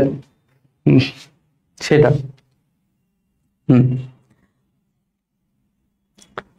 হুম, বুকের পাঁজর, ঠিক আছে বুকের পাঁজর মানে চারদিকে আমাদের বুকের খাঁচার এই জায়গায় চারদিকে তো পরশুকা থাকে, ঠিক আছে পরশুকা থাকে, বুকের পাঁজর থাকে, ঠিক আছে বুকের পাঁজর থাকে। তো এই বুকের পাঁজরের ভিতরে, এই বুকের পাঁজরের ভিতরে যে অস্থিমজ্জা গুলো থাকে, সেই জায়গায়, সেই জায়গায় তোমার হচ্ছে কি থাকবে, আহ সেই জায়গায় লাল অস্থিমজ্জা যেগুলো থাকবে, সেই জায়গা থেকে কি আসবে বলো, সেই জায়গা থেকে আমাদের কিন্তু রক্তকণিকা আসবে, ঠিক আছে রক্তকণিকা আসবে। হুম। হুম। হুম।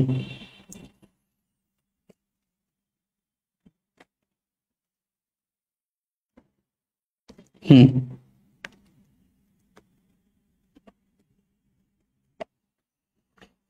হুম।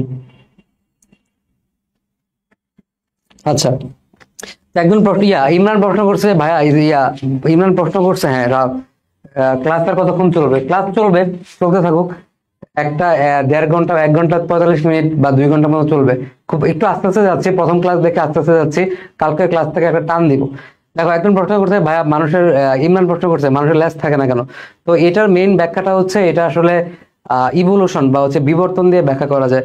মেইনলি এখানে তুমি খেয়াল করো, মানুষের ক্ষেত্রে তোমার জিনের যেটা হচ্ছে, যে জিনটা আসলে মানুষের ল্যাজ তৈরি করে, সেই জিনটার ভিতরে মিউটেশন হয়ে গেছে, ফার্স্ট কথা। সেকেন্ড কথা হচ্ছে যে মানুষের আসলে দরকার নাই, মানুষের লেজ আসলে দরকার নাই। মানুষ মানুষ হচ্ছে দুইটা পা দিয়ে হাঁটে।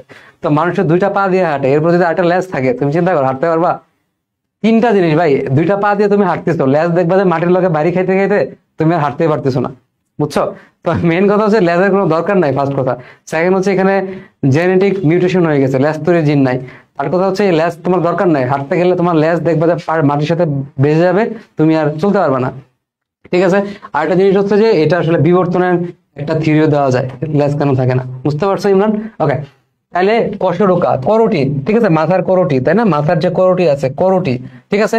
আর ফিমার এবং হচ্ছে হিউমারাসের মস্তক, ফিমার এবং হিউমারাসের মস্তক, ঠিক আছে ফিমার এবং হচ্ছে হিউমারাসের মস্তক আমি তোমাদেরকে একটু পরে দেখাবো যে ফিমার কোনটা, হিউমারাস কোনটা, বা এদের মস্তক কোনটা, ঠিক আছে।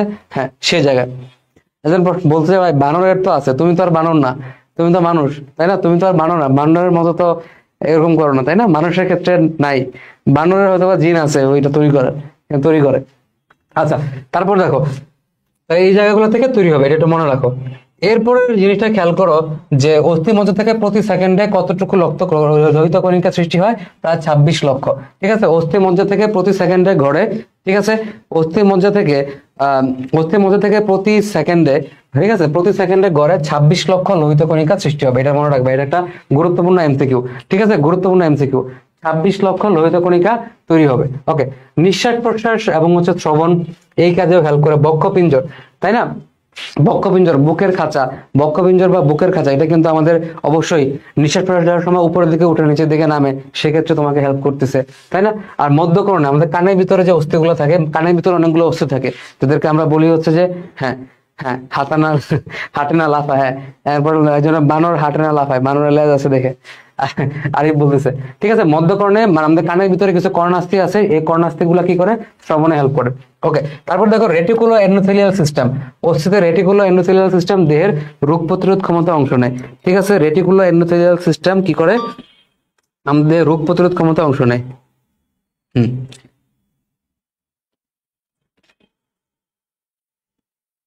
হুম। ওকে। ওকে। হ্যাঁ, একজন বলছে এই জন্য বানর হাঁটে না, লাফায়।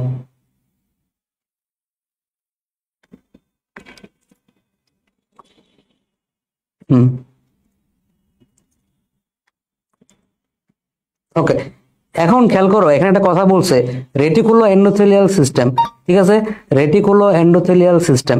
আচ্ছা, এখন খেয়াল রেটিকুলো এন্ডোথেলিয়াল সিস্টেম জিনিসটা কি, ঠিক আছে, reticulo endothelial system, reticulo endothelial system, endothelial system.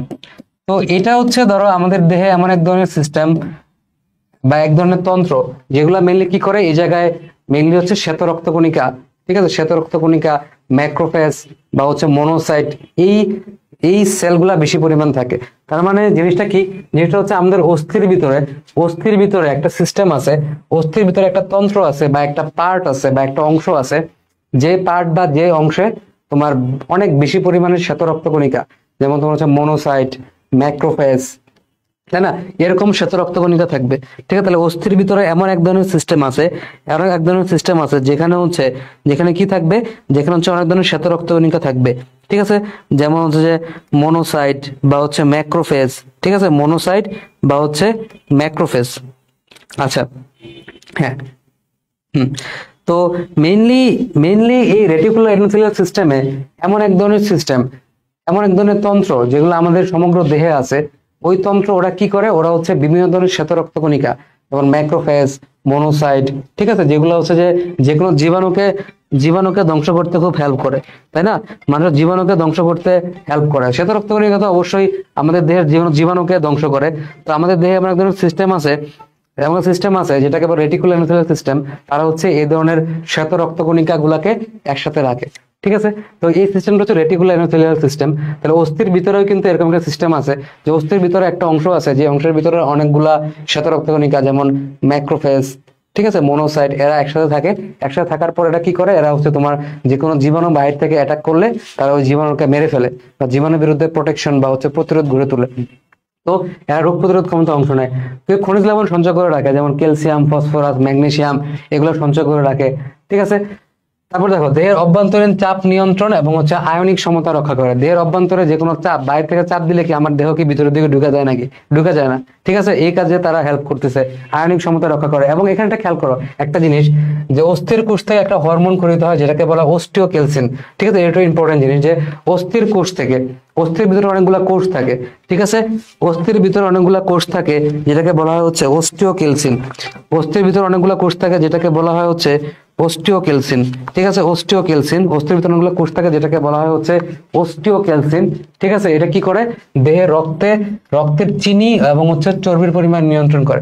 তাহলে অস্থির কোষ থেকে অস্টিওক্যালসিন নামক এক ধরনের হরমোন খরিত হয়, ঠিক আছে, অস্থির কোষ থেকে অস্টিওক্যালসিন, ঠিক আছে, অস্টিওক্যালসিন নামক এক ধরনের হরমোন খরিত হয়, ঠিক আছে, যেটা কি করে, দেহে রক্তের চিনি এবং হচ্ছে চর্বির পরিমাণ নিয়ন্ত্রণ করে।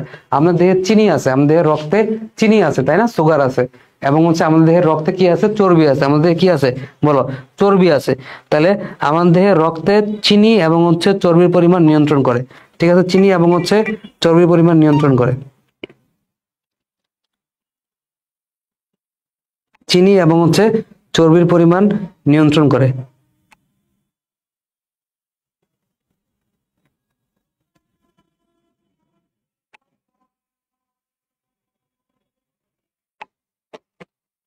হ্যাঁ, ওকে। তাহলে হচ্ছে আমাদের এই যে অস্টিওক্যালসিন, ঠিক আছে, আমাদের যে অস্টিওক্যালসিন, এই অস্টিওক্যালসিন অস্থির কোষ থেকে আসে একটা হরমোন, সে কি করে, রক্তে চিনি এবং হচ্ছে চর্বির পরিমাণ নিয়ন্ত্রণ করে।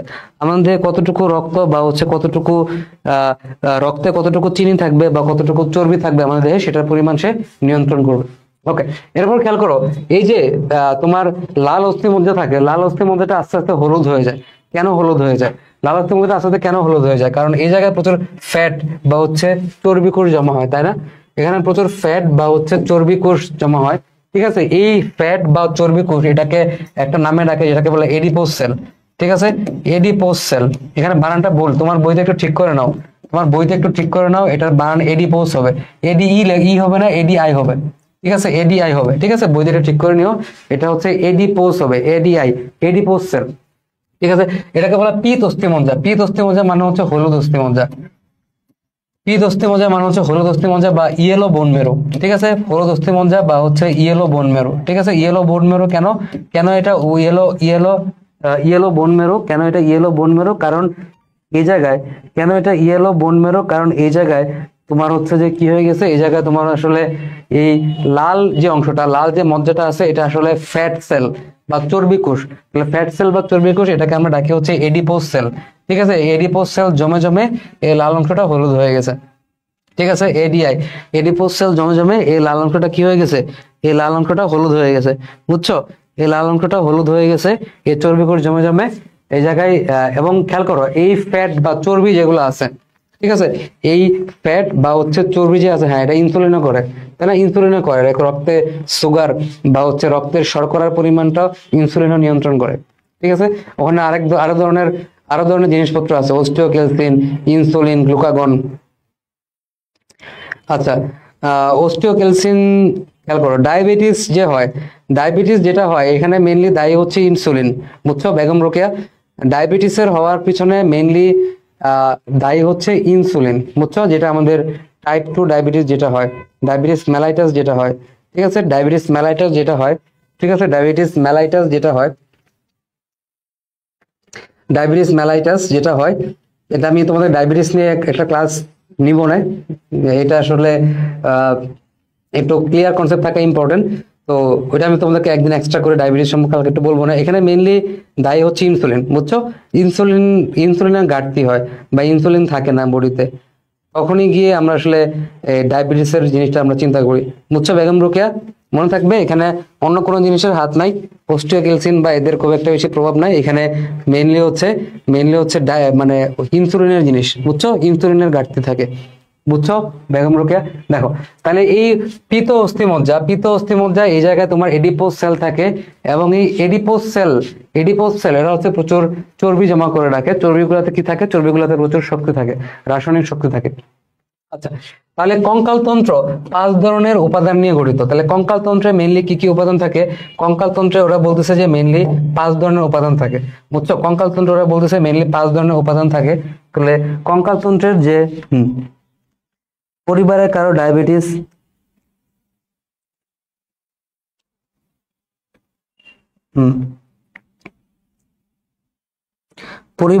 পরিবারে ডায়াবেটিস যদি কারো থাকে তাহলে ডায়াবেটিস হওয়ার একটা চান্স থাকে, হ্যাঁ অবশ্যই চান্স থাকে। ঠিক আছে, বাকিদেরও হবে কিনা এটা আসলে তোমার জীবনযাপন পদ্ধতির উপর নির্ভর করে। তুমি যদি প্রচুর শারীরিক পরিশ্রম করো সেক্ষেত্রে নাও হইতে পারে, বাট পরিবারের কারো থাকলে, বাবা মার থাকলে সন্তান সন্ততি হওয়ার একটা চান্স থাকে। ঠিক আছে, একদম যাবো এরকম না, বাট চান্স থাকে। ওকে, তাহলে কঙ্কাল তন্ত্রকে আমরা যে 5টা ভাগে ভাগ করি, এর ভিতরে অস্থি আছে, তরুণাস্থি আছে। ঠিক আছে, অস্থি, তরুণাস্থি, লিগামেন্ট, টেন্ডন এবং হচ্ছে অস্থিসন্ধি। ঠিক আছে, তো অস্থি তরুণাস্থি সম্পর্কে তোমরা একটু হালকা পাতলা ধারণা রাখো, বাট লিগামেন্ট জিনিসটা কি আসলে, লিগামেন্ট জিনিসটা আসলে কি? লিগামেন্ট, ধরো এখানে 2টা হাড়, ঠিক আছে, এখানে 2টা হাড় যখন একসাথে যুক্ত হবে, তাই না? 2টা হাড় যখন একসাথে আসে, কাছাকাছি আসে, তখন এদের ভিতরে মানে যোগাযোগ রক্ষা করার জন্য, এদেরকে একসাথে রাখার জন্য, বুঝছো, এদেরকে একসাথে রাখার জন্য হরমোনের পার্টটা কি বললেন? আচ্ছা, হরমোনের পার্ট কি বলছি? হরমোনের পার্ট হচ্ছে অস্থি থেকে একটা হরমোন আসে। বুঝছো, অস্থির কোষ থেকে একটা হরমোন আসে, যেটাকে বলা হয় হচ্ছে অস্টিওক্যালসিন। অস্থির কোষ থেকে একটা হরমোন আসে হচ্ছে অস্টিওক্যালসিন, একটা হরমোন যেটা কি করে, রক্তের চিনি এবং হচ্ছে চর্বির পরিমাণ নিয়ন্ত্রণ করে। ঠিক আছে, আমাদের দেহে কতটুকু চিনি থাকবে, চিনির পরিমাণ বেশি হয়ে গেছে কিনা, কম হয়ে গেছে কিনা, বা চর্বি বেশি হয়ে গেছে কিনা, কম হয়ে গেছে কিনা, এই পরিমাণটা নিয়ন্ত্রণ করার জন্য আমার দেহে অস্থি থেকে একটা হরমোন খরিত হয়, যেটা হচ্ছে অস্টিওক্যালসিন। বুঝছো, অস্টিওক্যালসিন। তো এই হরমোনটা কি করে, রক্তে চিনি কতটুকু আছে, কম বেশি হয়েছে কিনা, এই জিনিসগুলো নিয়ন্ত্রণ করে। ঠিক আছে, এবং এটাকে নর্মাল মাত্রায় রাখতেও কিন্তু হেল্প করে। ওকে, হ্যাঁ বেগম রোকেয়া বুঝতে পারতো, পরিবারে কারো ডায়াবেটিস হলে বাকিদের হওয়ার চান্স থাকে। ঠিক আছে, একদম যে হবে এরকম না, বাট চান্স থাকে, খুব ভালোই চান্স থাকে। ওকে, তাহলে দুইটা অস্থি যখন পাশাপাশি আসবে, ঠিক আছে, তখন এদের ভিতরে কানেকশন তৈরি করার জন্য এই লাল অংশ, এটাকে বলা হচ্ছে লিগামেন্ট। ঠিক আছে, লিগামেন্ট এরা কি করে, এরা হচ্ছে অস্থিগুলোকে একটা বন্ধনে আবদ্ধ করে রাখে। এই একটা অস্থি, দুইটা অস্থিকে একটা বন্ধনে আবদ্ধ করে রাখে, এই জন্য এটাকে বলা হয় লিগামেন্ট বা হচ্ছে অস্থি বন্ধনী। ঠিক আছে, লিগামেন্ট বা হচ্ছে অস্থি বন্ধনী। তাহলে দুইটা হাড় পাশাপাশি আসছে এবং এদের ভিতরে কানেকশন তৈরি করার জন্য আমার একটা জিনিস কাজ করে, সেটা হলো লিগামেন্ট বা হচ্ছে অস্থিবন্ধনী। ঠিক আছে, এবার দেখো, এবার হচ্ছে কি টেন্ডন জিনিসটা কি, লিগামেন্ট বা হচ্ছে অস্থিবন্ধনী। ওকে, লিগামেন্ট বা হচ্ছে অস্থিবন্ধনী, যেটা অস্থিকে যুক্ত করছে। এবার টেন্ডন জিনিসটা কি, ধরো এটা একটা হাড়, এটা একটা হাড় এবং এটা হচ্ছে একটা পেশি। ঠিক আছে, এটা হচ্ছে একটা পেশি। ওকে, তো এই পেশিটার কোনো কারণে মনে হলো, ঠিক আছে, এটা হচ্ছে আমার হাড়। ওকে, হুম, কিন্তু বাচ্চা অনেক বড় হওয়ার পর যদি বাবার ডায়াবেটিস হয় তাহলে কেউ ডায়াবেটিস হবে। আচ্ছা, জিনিসটা আসলে এরকম না, জিনিসটা হচ্ছে যে ডায়াবেটিস হওয়ার চান্স থাকে। ধরো বাবার যদি ডায়াবেটিস থাকে তাহলে তার সন্তানের ডায়াবেটিস হওয়ার চান্স থাকে।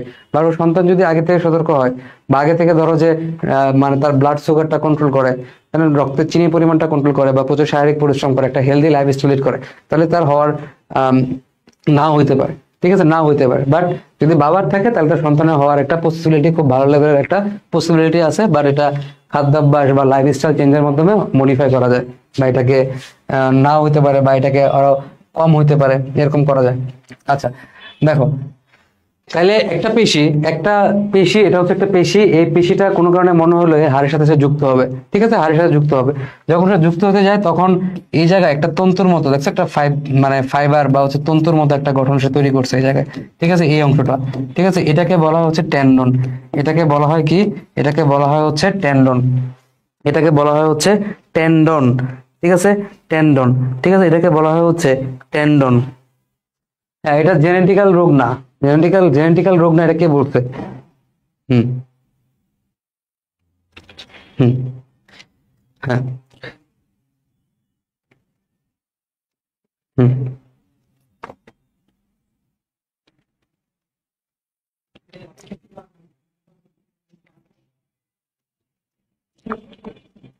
হুম। আচ্ছা, একজন প্রশ্ন করছে যে সৌদা প্রশ্ন করছে, ভাই ডায়াবেটিস কি জেনেটিক্যাল ডিজিজ না? এখানে তুমি একটা জিনিস দেখো, ডায়াবেটিস আসলে একটা কমপ্লেক্স, একটা জটিল একটা রোগ। ঠিক আছে, এখানে অবশ্যই জেনেটিক্স এর একটা বিষয় আছে, জেনেটিক্স অবশ্যই এখানে একটা মেজর গুরুত্বপূর্ণ ভূমিকা পালন করে। বাট জেনেটিক্স এর পাশাপাশি তোমার লাইফ স্টাইল, তোমার খাদ্যাভ্যাস, এটাও খুবই গুরুত্বপূর্ণ। ঠিক আছে, তোমার শুধু তোমার জিন আছে, তোমার বাবার ডায়াবেটিস আছে, তার মানে এরকম না যে তোমার ডায়াবেটিস একদমই হয়ে যাবে। ঠিক আছে, এটা আসলে কোনো রোগের ক্ষেত্রে সত্যি না, তোমার বাবার যা আছে তোমার তা হবে, জিনিসটা একদম সব রোগের ক্ষেত্রে 100% সত্যি না। বাট ম্যাক্সিমাম ক্ষেত্রে দেখা যায় যে এখানে আসলে জেনেটিক্স এর একটা বিশাল ইনফ্লুয়েন্স আছে। সেই হিসাবে তুমি ডায়াবেটিসকে জেনেটিক রোগ বলতে পারো। বাট জেনেটিক রোগের পাশাপাশি তোমার লাইফ স্টাইল, ঠিক আছে, তোমার খাওয়া দাবার, তোমার ব্যায়াম, শারীরিক পরিশ্রম, তোমার টেনশন বা হচ্ছে বিভিন্ন জিনিস, এগুলো খুবই গুরুত্বপূর্ণ ভূমিকা পালন করে। বুঝছো? বুঝতে পারছো? তো ডায়াবেটিস কমপ্লিটলি, তুমি ডায়াবেটিস অবশ্যই একটা জেনেটিক্যাল রোগ। বাট এখানে লাইফ স্টাইল বা হচ্ছে খাদ্য, মানে হচ্ছে খাদ্যাভ্যাস, জীবনযাত্রার মান, এগুলো খুবই গুরুত্বপূর্ণ ভূমিকা পালন করে। বুঝতে পারছো? ক্লিয়ার? সাউদা, আরিফুল, ক্লিয়ার? ওকে, তাহলে এখানে যে পেশি, ঠিক আছে, এখানে একটা পেশি, এই পেশিটা যখন অস্থির সাথে যুক্ত হবে তখন এই জায়গায় একটা ফাইবার বা হচ্ছে এরকম একটা স্ট্রাকচার গঠন সে তৈরি করে, যেটাকে বলা হয় টেন্ডন। ঠিক আছে, এবং এরা কি করতেছে দেখো, পেশি এবং অস্থি, পেশি এবং হচ্ছে অস্থিকে তারা যুক্ত করতেছে। ঠিক আছে, এই জন্য মাঝে মাঝে এটাকে আমরা পেশি বন্ধনীয় বলি। ঠিক আছে, পেশি বন্ধনীয় বলি। তাহলে পেশিকে হাড়ের সাথে যুক্ত করতেছে স্ট্রাকচারটা, যেটা হচ্ছে আমার টেন্ডন। আর লিগামেন্টটা হচ্ছে অস্থি বন্ধনী। ঠিক আছে, লিগামেন্ট হচ্ছে দুইটা অস্থিকে যুক্ত করতেছে। আর খেয়াল করো, আজ আমি জয়েন্টের কথা বলি, জয়েন্ট আসলে কি? জয়েন্ট তো আসলে কিছুই না। জয়েন্ট হচ্ছে এ একটা এ একটা অস্থির পাশাপাশি আসলো, তাহলে এই জায়গায় আসলে তারা জয়েন্ট তৈরি করছে, তাই না? এই জায়গায় তারা কি তৈরি করছে বলো? এই জায়গায় তারা আসলে জয়েন্ট তৈরি করছে। জয়েন্ট বা হচ্ছে সংযোগ স্থাপন করছে, জয়েন্ট বা হচ্ছে সংযোগ স্থাপন করছে, তাই না? জয়েন্ট বা সংযোগ স্থাপন করছে। এখন এই জয়েন্ট বা সংযোগ স্থাপন তারা যখন করলো, তখন এই কাজে হেল্প করার জন্য দুই পাশ থেকে আসতেছে আমাদের, কে বলো? দুই পাশ থেকে আসতেছে হচ্ছে আমাদের লিগামেন্ট, তাই না? দুই পাশ থেকে আসতেছে আমাদের কি? লিগামেন্ট বা হচ্ছে অস্থিবন্ধনী। এবং ইন কেস এই জায়গায় যদি একটা পেশি যুক্ত হতে চায়, তাহলে এরা একটা ফাইবারের মতো স্ট্রাকচার, তন্ত্রের মতো স্ট্রাকচার তৈরি করা, যেটাকে বলা হয় হচ্ছে টেন্ডন। ঠিক আছে, আর এই দুইটা অস্থি যে কাছাকাছি আসলো, এই জায়গায় তৈরি হয়েছে কি? এই জায়গায় তৈরি হচ্ছে আমাদের জয়েন্ট। ঠিক আছে, এই জায়গায় তৈরি হচ্ছে কি? এই জায়গায় তৈরি হচ্ছে জয়েন্ট। ওকে, এই জায়গায় তৈরি হচ্ছে জয়েন্ট। ওকে, ওকে, তো এখন খেয়াল করো, আমরা এই জিনিসটা একটা চিত্রের মাধ্যমে আমরা দেখতে চাই। খেয়াল করো, এই যে এই চিত্রটা আমরা একটু খেয়াল করো, এই চিত্রটা খেয়াল করো, জিনিসগুলো একদম ক্লিয়ার করে দেই। এই যে আমাদের হাড়, হ্যাঁ, এই যে আমাদের হাড় সাহেব, এই দেখছো, এই যে আমাদের হাড় সাহেব, এই যে হাড় সাহেব, এবং এটা হচ্ছে আমাদের মাসেল বা হচ্ছে পেশি, মাসেল বা হচ্ছে পেশি। তো এরা যখন যুক্ত হবে এই জায়গায়, এই জায়গায় তারা তৈরি করবো হচ্ছে টেন্ডন, টেন্ডন বা হচ্ছে পেশি বন্ধনী, টেন্ডন বা হচ্ছে পেশি বন্ধনী, সাদা অংশটা এটা হচ্ছে টেন্ডন বা হচ্ছে পেশি বন্ধনী। ওকে, তাহলে হাড়ের সাথে যুক্ত হবে পেশিটা। ওকে, এরপর আসো এই জায়গায়, এই জায়গায় খেয়াল করো, উপর থেকে একটা হাড় আসছে, উপর থেকে একটা হাড় আসছে, তাই না? এবং নিচে এই জায়গায় কিন্তু হাড় আছে, নিচে এই জায়গায় কিন্তু হাড় আছে, ঠিক আছে? এবং এদের মাঝখানে যে জয়েন্টটা তৈরি হয়েছে, এদের মাঝখানে যে জয়েন্ট বা হচ্ছে সংযোগ তৈরি হয়েছে, জয়েন্ট বা সংযোগ তৈরি হয়েছে, এই জায়গায় হেল্প করার জন্য অনেকগুলো লিগামেন্ট আছে। লিগামেন্টের অনেকগুলো নাম আছে, এগুলো তোমাদের এই লেভেলে লাগবে না। যেমন এখানে দেখ একটা লিগামেন্ট, এটাকে বলে এনুলার লিগামেন্ট, রেডিয়াল কোলেটারাল লিগামেন্ট। এই লিগামেন্টের নামগুলো তোমাদের লাগবে না, ঠিক আছে? এগুলো তোমরা মেডিকেলে গেলে পড়বা। বাট আপাতত খেয়াল রাখো, এই যে লিগামেন্ট গুলো আছে, তাই না? এই যে লিগামেন্ট গুলো আছে, এই যে লিগামেন্ট গুলো আছে, এরা কিন্তু এই যে নীল অংশগুলা, এরা কি করতেছে? এরা আসলে এদেরকে বন্ধনে আবদ্ধ করে রাখছে, দুইটা হাড়কে বন্ধনে আবদ্ধ করে রাখতেছে নীল অংশগুলা। এই জন্য এটাকে বলা হয় হচ্ছে লিগামেন্ট বা হচ্ছে অস্থিবন্ধনী, লিগামেন্ট বা হচ্ছে অস্থিবন্ধনী। আর এখানে যে টেন্ডনটা আছে, টেন্ডনটা এই মাসেলের একটা প্রান্ত, এখানে টেন্ডন হিসাবে আছে, ঠিক আছে? মাসেল বা হচ্ছে পেশির একটা প্রান্ত টেন্ডন হিসাবে আছে এখানে। ওকে, টেন্ডন হিসাবে আছে। ওকে, এরপরে আমি তোমাকে জয়েন্ট দেখাই। এই যে এখানে জয়েন্ট তৈরি করছে, তাই না? এখানে একটা জয়েন্ট তৈরি করছে এই জায়গায়, এই জায়গায় এই একটা হাড় এসে, এই একটা হাড় এসে এই জায়গায় আসলে জয়েন্ট তৈরি করছে তারা। জয়েন্টের ভিতরে তুমি চিন্তা করো, জয়েন্টের ভিতরে অনেক কিছু থাকবে, জয়েন্ট ক্যাপসুল, জয়েন্ট হেড, এগুলো আমাদের জানার বিষয় না, এগুলো আমাদের এই লেভেলে নাই, মানে এই লেভেলে নাই, এগুলো বিস্তারিত নাই। আমরা জাস্ট এতটুকু মনে রাখবো, দুইটা হাড় যখন পাশাপাশি আসছে তখন এই জায়গায় তারা আসলে জয়েন্ট তৈরি করছে, ঠিক আছে? এরা আসলে কি তৈরি করছে? জয়েন্ট তৈরি করছে বা সংযোগ তৈরি করছে, ঠিক আছে? জয়েন্ট বা হচ্ছে সংযোগ তৈরি করছে। ওকে, জয়েন্ট বা হচ্ছে সংযোগ তৈরি করছে। তাহলে টেন্ডনটা আসলে কি করতেছে? টেন্ডনটা আসলে এই যে এখানে দেখো, টেন্ডনটা মেইনলি কি করে? এরা হচ্ছে পেশি ও অস্থির মধ্যে সংযোগ স্থাপন করে, ঠিক আছে? পেশি এবং অস্থির ভিতরে সংযোগ স্থাপন করে। ঘন, মজবুত, শ্বেতবর্ণ, নমনীয়, এগুলো এত কিছু পড়ার দরকার নেই, এত কিছু লাগবে না। মেইন জিনিসটা পড়বা, লিগামেন্টটা কি করে? লিগামেন্টটা মেইনলি কি করে? একটা অস্থির সঙ্গে অন্য অস্থির সংযোগ রক্ষা করে, ঠিক আছে? এরপর দেখো অস্থি সন্ধি মানে কি? যে একটা অস্থি অন্য অস্থির সংযুক্ত হয়ে যে সন্ধিস্থল গঠন করে, যে জায়গায় এরা সন্ধি একসাথে যুক্ত হয়, সেটা হচ্ছে অস্থি সন্ধি, ঠিক আছে? অস্থি সন্ধি থাকে, একজন আরেকজনের সাথে যুক্ত হয়, এই জন্য কিন্তু দেহ চলন, নরন, এই জিনিসগুলো খুব ইজি হয়, তাই না? এই জায়গায় একটা জয়েন্ট আছে, এই জায়গায় একটা সন্ধি আছে, এখানে এখানে সামনের দিকে দুইটা হাড়, এখানে একটা হাড়, এরা এখানে এই জায়গায় একটা সন্ধি তৈরি করছে বা জয়েন্ট তৈরি করছে, এই জন্য এদের চলাচল করতে খুব ইজি হয়। ভার্সিটিতে যদি কেউ জুলজি সাবজেক্ট পায় তাহলে কি এগুলো পড়া লাগবে আবার? যদি জুওলজিতে যদি তোমার মানুষ সম্পর্কে থাকে, জুওলজি সাবজেক্টে যদি মানুষ সম্পর্কে আলোচনা করা থাকে, মানুষের কঙ্কাল সম্পর্কে, তাহলে তোমার থাকতে পারে এগুলা, ঠিক আছে? যদি তুমি জুওলজিতে মানুষ সম্পর্কে পাও আর কি, যদি মানুষ, জুওলজি সাবজেক্টে আসলে কি কি জিনিস পড়ায় এটা সম্পর্কে আমার ক্লিয়ার আইডিয়া নাই। এরা হচ্ছে বিভিন্ন প্রাণী সম্পর্কে পড়ে আর কি, ব্যাং ট্যাং বিভিন্ন প্রাণী সম্পর্কে পড়ায়। যদি মানুষ সম্পর্কে পড়ে তাহলে পাবা, ঠিক আছে? আমার ক্লিয়ার আইডিয়া নাই জুওলজি সাবজেক্ট আসলে কি পড়ায় ভার্সিটি লেভেলে। আচ্ছা, মেইনলি এগুলাই পড়াবে, আর কি পড়াবে? এগুলো ছাড়া কি আছে? বিভিন্ন প্রাণী টাণী পড়াবে, ব্যাং ট্যাং, ঠিক আছে? ওই যে পড়তো না হাইড্রা হাইড্রা, রুই মাছ টুই মাছ, এগুলো পড়াবে আর কি। মানুষ থাকলে মানুষ পড়াবে। ওকে, তারপর আসো, এবার আসো কঙ্কাল তন্ত্র হয়ে গেছে। আচ্ছা, এ পর্যন্ত ক্লিয়ার কিনা বলো, এরপর আমরা কঙ্কাল তন্ত্রে চলে যাবো। এ পর্যন্ত বুঝছো কিনা? এ পর্যন্ত ক্লিয়ার কিনা আমাকে একটু বলো, এ পর্যন্ত ক্লিয়ার কিনা আমাকে একটু বলো।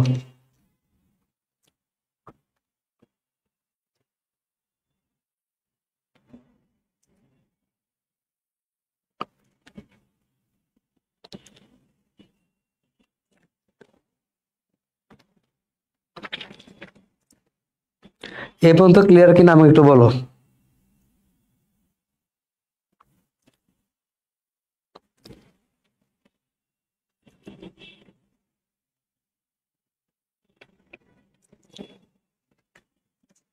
হুম, ওকে,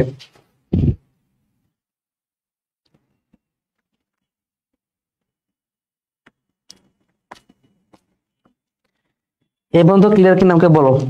তারপর দেখো আমরা চলে যাবো পরবর্তী স্টেপে। ওকে, তাহলে দেখো, আরে ভাই বলো তো দেখি বুঝছো কিনা। দেখো মানব শিশুর জন্মের সময় আমাদের 300টা অস্থি থাকে। যখন আমরা আমরা মানুষের যখন জন্ম হয় তখন হচ্ছে 300টা অস্থি থাকে, ঠিক আছে, 300টা অস্থি থাকে। এবং পরবর্তীতে এই অস্থিগুলো কয়টা হয়ে যায়, 206টা হয়ে যায়। কেন? কারণ বিভিন্ন অস্থি একসাথে জোড়া লেগে যায়, বুঝছো? বিভিন্ন অস্থি একসাথে জোড়া লেগে যায়, বিভিন্ন অস্থিগুলো যখন একসাথে জোড়া লেগে যায়, ঠিক আছে, তখন এই অস্থির সংখ্যাটা কমে যায়, মানে অস্থির সংখ্যাটা কমে যায়, তখন হয়ে যায় 206টা অস্থি, বুঝছো? 206টা অস্থি। তাহলে জন্মের সময় থাকে 300টা অস্থি, কিন্তু যখন মানুষ আস্তে আস্তে বয়স হয়, মানুষ আস্তে আস্তে যখন হচ্ছে যে বাড়ে, তখন এই বিভিন্ন অস্থিগুলো হচ্ছে একসাথে জোড়া লেগে যায়। জোড়া লেগে গেলে তখন অস্থি হয়ে যায় কয়টা, 206টা, ঠিক আছে। এবার দেখো অক্ষীয় কঙ্কাল এবং হচ্ছে উপাঙ্গীয় কঙ্কাল, খেয়াল করো। দেহের অক্ষ, ঠিক আছে, দেহের অক্ষ বরাবর যে কঙ্কালগুলো থাকে সেগুলো হচ্ছে অক্ষীয় কঙ্কাল। দেহের অক্ষ বরাবর থাকতেছে, দেহের অক্ষ বরাবর দেখো সবার উপরে এই জায়গায় আমার এই যে সম্পূর্ণ মাথাটা, ঠিক আছে, দেহের আমার সম্পূর্ণ যে মাথাটা আছে, তাই না, আমার এই যে গোল অংশটা, ফুটবল খেলবো, তাই না, অনেকে বলে তোর মাথা দিয়ে ফুটবল খেলবো, অনেকে বলে তো, ঠিক আছে। তাহলে এই যে সম্পূর্ণ আমার মাথাটা, এই যে আমার গলা এই পর্যন্ত, এটাকে বলা হচ্ছে করোটি বা হচ্ছে স্কাল, ঠিক আছে, করোটি বা হচ্ছে স্কাল। সম্পূর্ণ মাথা যে অংশটা, এটাকে বলা হয় হচ্ছে করোটি বা হচ্ছে স্কাল। এরপর দেখো, এরপর হচ্ছে মেরুদণ্ড বা ভার্টিব্রাল কলাম। এরপর পিছনের দিকে, ঠিক আছে, এই যে সম্পূর্ণ মাথা থেকে পিছনের দিকে যদি আমি যাই, পিছনের দিকে যেটা আছে এই যে মেরুদণ্ড, বলে না মেরুদণ্ড, শিক্ষা জাতের মেরুদণ্ড, এই জিনিসটা যদি না থাকতো তাহলে কি আমি একদম কমপ্লিটলি দাঁড়াতে পারতাম না। এই জিনিসটা সুন্দর করে আছে দেখে আমি দাঁড়াতে পারতেছি। তাহলে পিছনের দিকে থাকতেছে আমার কি, মেরুদণ্ড, বুঝছো?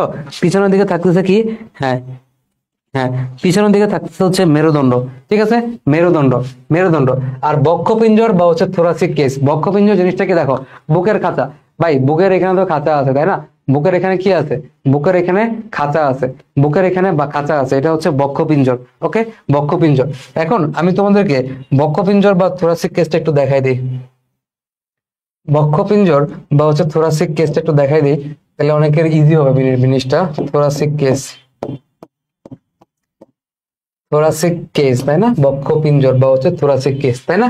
এই যে আমাদের বুকের খাঁচা, এই যে আমাদের বুকের, দেখছো আমাদের এই যে আমাদের বুকের খাঁচা, এই যে বুকের খাঁচা, তাই না, বুকের খাঁচা দেখতেছো তো, বুকের খাঁচা, ঠিক আছে, বুকের খাঁচা, এই যে বুকের খাঁচা, এই যে বুকের খাঁচা, এগুলো সবই তো বুকের খাঁচা, এই যে বুকের খাঁচা দেখাচ্ছে, তাই না, এই যে বুকের পাঁজর গুলো দেখাচ্ছে এই জায়গায়, ঠিক আছে, পোষকা, বুকের খাঁচা, ঠিক আছে, বুকের খাঁচা। ওকে, তো এখন এই জায়গায় আমাদের হুম হুম তাহলে এখন খেয়াল করো বক্ষপিঞ্জর। তাহলে এগুলা কিন্তু দেহের অক্ষ বরাবর সোজা নিচের দিকে নামলে মাথায় থাকবে হচ্ছে করোটি। হ্যাঁ, 206টা অস্থির নাম একসাথে বলতে পারবা, আজকের ক্লাস করলে বলতে পারবা। তাহলে দেখো, আজকের ক্লাসটা মনোযোগ দিয়ে করো, সব বলতে পারবা।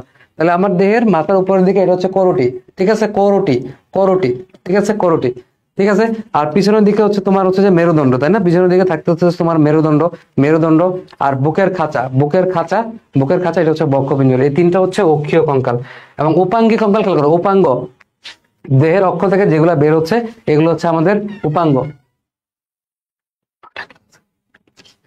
এটা হচ্ছে আমাদের উপাঙ্গ, ঠিক আছে। আমার দেহের বাইরে থেকে যেগুলো বের হচ্ছে এগুলো হচ্ছে আমার উপাঙ্গ, ঠিক আছে, উপাঙ্গ। ওকে, তাহলে এখন খেয়াল করো, এই উপাঙ্গগুলো মোট কয়টা অস্থি থাকে, মোট থাকবে হচ্ছে 126টা অস্থি, ঠিক আছে। উপাঙ্গে থাকবে হচ্ছে 126টা অস্থি, ঠিক আছে, 126টা অস্থি। আর অক্ষীয় কঙ্কালে থাকবে কয়টা অস্থি, অক্ষীয় কঙ্কালে থাকবে হচ্ছে 80টা অস্থি। তাহলে অক্ষীয় কঙ্কালে থাকবে হচ্ছে 80টা অস্থি, আর উপাঙ্গীয় কঙ্কালে থাকবে হচ্ছে 126টা অস্থি, ঠিক আছে। এগুলো সবগুলো আমি তোমাকে পড়াবো। যেমন দেখো এখানে বক্ষ অস্থি চক্র বা পেক্টোরাল গার্ডেল, দেখে মনে হচ্ছে খুব কঠিন, দেখে মনে হচ্ছে খুবই কঠিন, মনে হয় পারবো না, কিন্তু খুবই সহজ, আমি তোমাদেরকে এগুলো পড়াবো, ঠিক আছে। ঊর্ধ্ববাহুর অস্থি, ফোরলিম্ব, ঠিক আছে, এটা আমি তোমাকে পড়াবো। ঊর্ধ্ববাহুর কি কি অস্থি থাকে, ফোরলিম্ব, এটা আমি তোমাদেরকে পড়াবো, ঊর্ধ্ববাহু অস্থিগুলা, ঠিক আছে। শ্রোণীচক্র, পেলভিক গার্ডেল, নিম্নবাহুর অস্থি, হাইন্ড লিম্বস, এগুলো আমি তোমাকে সবই পড়াবো, ঠিক আছে। ঊর্ধ্ববাহুর অস্থি, ফোরলিম্বস, নিম্নবাহুর অস্থি, হাইন্ড লিম্বস, ঠিক আছে। জাস্ট ইংলিশটা পড়ে রাখো, ঊর্ধ্ববাহু কি, নিম্নবাহু কি, এগুলো আমরা আস্তে আস্তে যাবো, ঠিক আছে। আজকে প্রথম ক্লাস, জাস্ট বেসিক পড়াশোনাটা করতেছি আমরা। তাহলে অক্ষীয় কঙ্কাল থাকবে এখানে 80টা অস্থি থাকবে দেহের অক্ষ বরাবর, তাই না, মাথা, তারপর হচ্ছে সামনে হচ্ছে তোমার এই জায়গায় বক্ষপিঞ্জর, পিছনের দিকে মেরুদণ্ড। ঠিক আছে, এগুলো হচ্ছে অক্ষীয় কঙ্কাল। আর উপাঙ্গীয় কঙ্কালের ভিতরে থাকবে হচ্ছে মোট 126টা অস্থি। ঠিক আছে, 126টা অস্থি থাকবে। এগুলো আমরা পড়বো। বক্ষতু চক্র কোথায় থাকে, ঊর্ধ্ববাহুর অস্থি কই থাকে, চক্র কই থাকে, নিম্নবাহুর অস্থি কই থাকে, সবগুলো আমরা পড়বো। ওকে, সবগুলো আমরা বিস্তারিত পড়বো। ওকে, এবার দেখো এই অক্ষীয় কঙ্কাল। ঠিক আছে, অক্ষীয় কঙ্কাল এখানে মোট অক্ষ বরাবর থাকবে মোট 80টা অস্থি, আর উপাঙ্গীয় কঙ্কাল মোট 126টা অস্থি। ঠিক আছে, মোট 126টা অস্থি। ওকে, 126টা অস্থি। তাহলে অক্ষীয় কঙ্কালের ভিতরে খেয়াল করো কি কি থাকবে। করোটি, করোটি থাকবে। করোটি মানে কি, এই যে আমার মাথার যে পার্টটা, মাথার যে সম্পূর্ণ অংশটা, এটা হচ্ছে আমার করোটি বা হচ্ছে স্কাল। ঠিক আছে, করোটি বা হচ্ছে স্কাল। ওকে, করোটি বা হচ্ছে স্কাল। এরপর আমার দেহের ভিতরে মেরুদণ্ড থাকবে, তাই না? আমার দেহের ভিতরে পিছনের দিকে কি থাকবে? আমার দেহের পিছনের দিকে কি থাকবে? মেরুদণ্ড থাকবে, মেরুদণ্ড থাকবে। এরপর হচ্ছে বক্ষপিঞ্জর থাকবে। আমি তোমাকে একটু আগে দেখাইছি বক্ষপিঞ্জর। ঠিক আছে, আমার দেহের ভিতরে বক্ষপিঞ্জর আছে, আমি তোমাকে দেখাইছি বক্ষপিঞ্জর। ওকে, বক্ষপিঞ্জর। ওকে, এখন আমাদের খেয়াল করো, আমাদের করোটির অস্থিটা আমরা একটু পড়ে ফেলি। করোটি কি কি অস্থি থাকে এটা আমরা পড়ে ফেলি। এটা পড়ে ফেলে আজকে বিদায় দিয়ে দিই, কারণ আজকে হচ্ছে আমরা প্রথম ক্লাস, তাই না? প্রথম ক্লাসে এত মানে হালকা করে যাব, এবং কালকে থেকে আমরা টান দিব। কালকে থেকে আমরা কি করব? টান। কালকে থেকে মানে হচ্ছে নেক্সট ক্লাস থেকে টান দিব। ঠিক আছে, আজকে প্রথম ক্লাস আমরা একটু স্টার্টিং করলাম জাস্ট। দেখো, খেয়াল করো এখন করোটিকা। করোটি খেয়াল করো। করোটি বলতে বোঝাচ্ছে সম্পূর্ণ অংশটা, তাই না? করোটি বলতে আমরা মাথার সম্পূর্ণ মাথার যে পার্টটুকু, এটাকে আমরা করোটি বলতেছি। ঠিক আছে, করোটি বলতেছি। ওকে, করোটির ভিতরে করোটিকা অংশ কোনটা আসলে? করোটিকা অংশ কোনটা? করোটিকা অংশ কোনটা? করোটিকা অংশ হচ্ছে এই এই খেয়াল করো, এই জায়গায় তুমি খেয়াল করে দেখবা, এই সামনে যে মুখ, আমরা যে মুখ বলতেছি না, মুখ, তাই না? আমাদের মুখ, এই যে আমাদের মুখমণ্ডল, তাই না? এই যে আমাদের মুখমণ্ডল, এই মুখমণ্ডল বাদে, তাই না? আমাদের এই যে মুখ, এই মুখমণ্ডল বাদে বাকি দেখো যে জায়গায় চুল গজাচ্ছে, চুল করে দেখছো অনেকটা জায়গা আছে, একটা জায়গা আছে যেখানে চুল গজাচ্ছে, বুঝছো? একটা জায়গা আছে পিছনের দিকে যে জায়গায় কি গজাচ্ছে? চুল গজাচ্ছে, তাই না? আমাদের চুল গজাচ্ছে। চুল যে জায়গাটা গজাচ্ছে এই জায়গায় কিছু কিছু হাড় থাকে, বুঝছো? চুল যেখানে গজাচ্ছে এই জায়গায় কিছু কিছু হাড় থাকে, এবং এই হাড়গুলা কি কাজ করে বলতো? এই হাড়গুলা হচ্ছে আমার দেহের ভিতরে যে মস্তিষ্ক আছে, নরম মস্তিষ্ক আছে, সেগুলোকে প্রোটেক্ট করে রাখতেছে, তাই না? আমার মাথার ভিতরে যে নরম মস্তিষ্ক আছে এটাকে প্রোটেক্ট করে রাখতেছে। আমার এই যে চুল গজাচ্ছে এই জায়গায় কিছু হাড় থাকে। ঠিক আছে, এই হাড়গুলাকে বলা হয় হচ্ছে করোটিকা। ঠিক আছে, এই হাড়গুলা হচ্ছে মেনলি করোটিকা। তাহলে করোটি বলতে আসলে সম্পূর্ণ জিনিসটাকে বোঝাচ্ছে। এই সম্পূর্ণ মাথা, যে আমি গলা যদি এখান থেকে কেটে দেই তাহলে এই সম্পূর্ণ মাথা হচ্ছে করোটি। ঠিক আছে, এর ভিতরে করোটিকা, করোটিকা দেখো, টিকা, টিকা কথাটা আছে, কাজ এখানে থাকবে, তার মানে কি এটা ছোট। ধমনী, ধমনিকা, তোমাকে বলেছিলাম ধমনী, ধমনিকা। তাহলে করোটি হচ্ছে সম্পূর্ণ মাথাটা।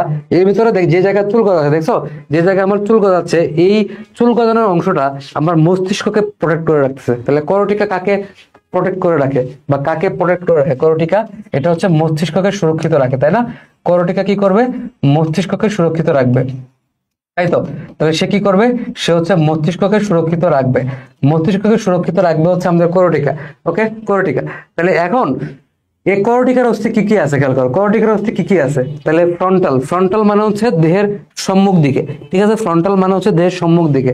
সম্মুখ মানে ফ্রন্টাল কথাটা মানে সামনে। তাহলে যে কপাল দেখছো, এই যে কপাল, এই যে কপাল দেখতেছো না, এই কপাল, কপালের যে হাড়টা, কপাল, এই কপালে যে হাড়টা, কপালে যে হাড়টা, ঠিক আছে, কপালে যে হাড়টা, তাহলে কপাল কিন্তু, কপালে কিন্তু চুল গজাচ্ছে না, কিন্তু এই কপালটা কি করতেছে? মানুষের ভিতরে যে মস্তিষ্ক আছে সেটাকে প্রোটেক্ট করে রাখছে, সুরক্ষিত রাখতেছে।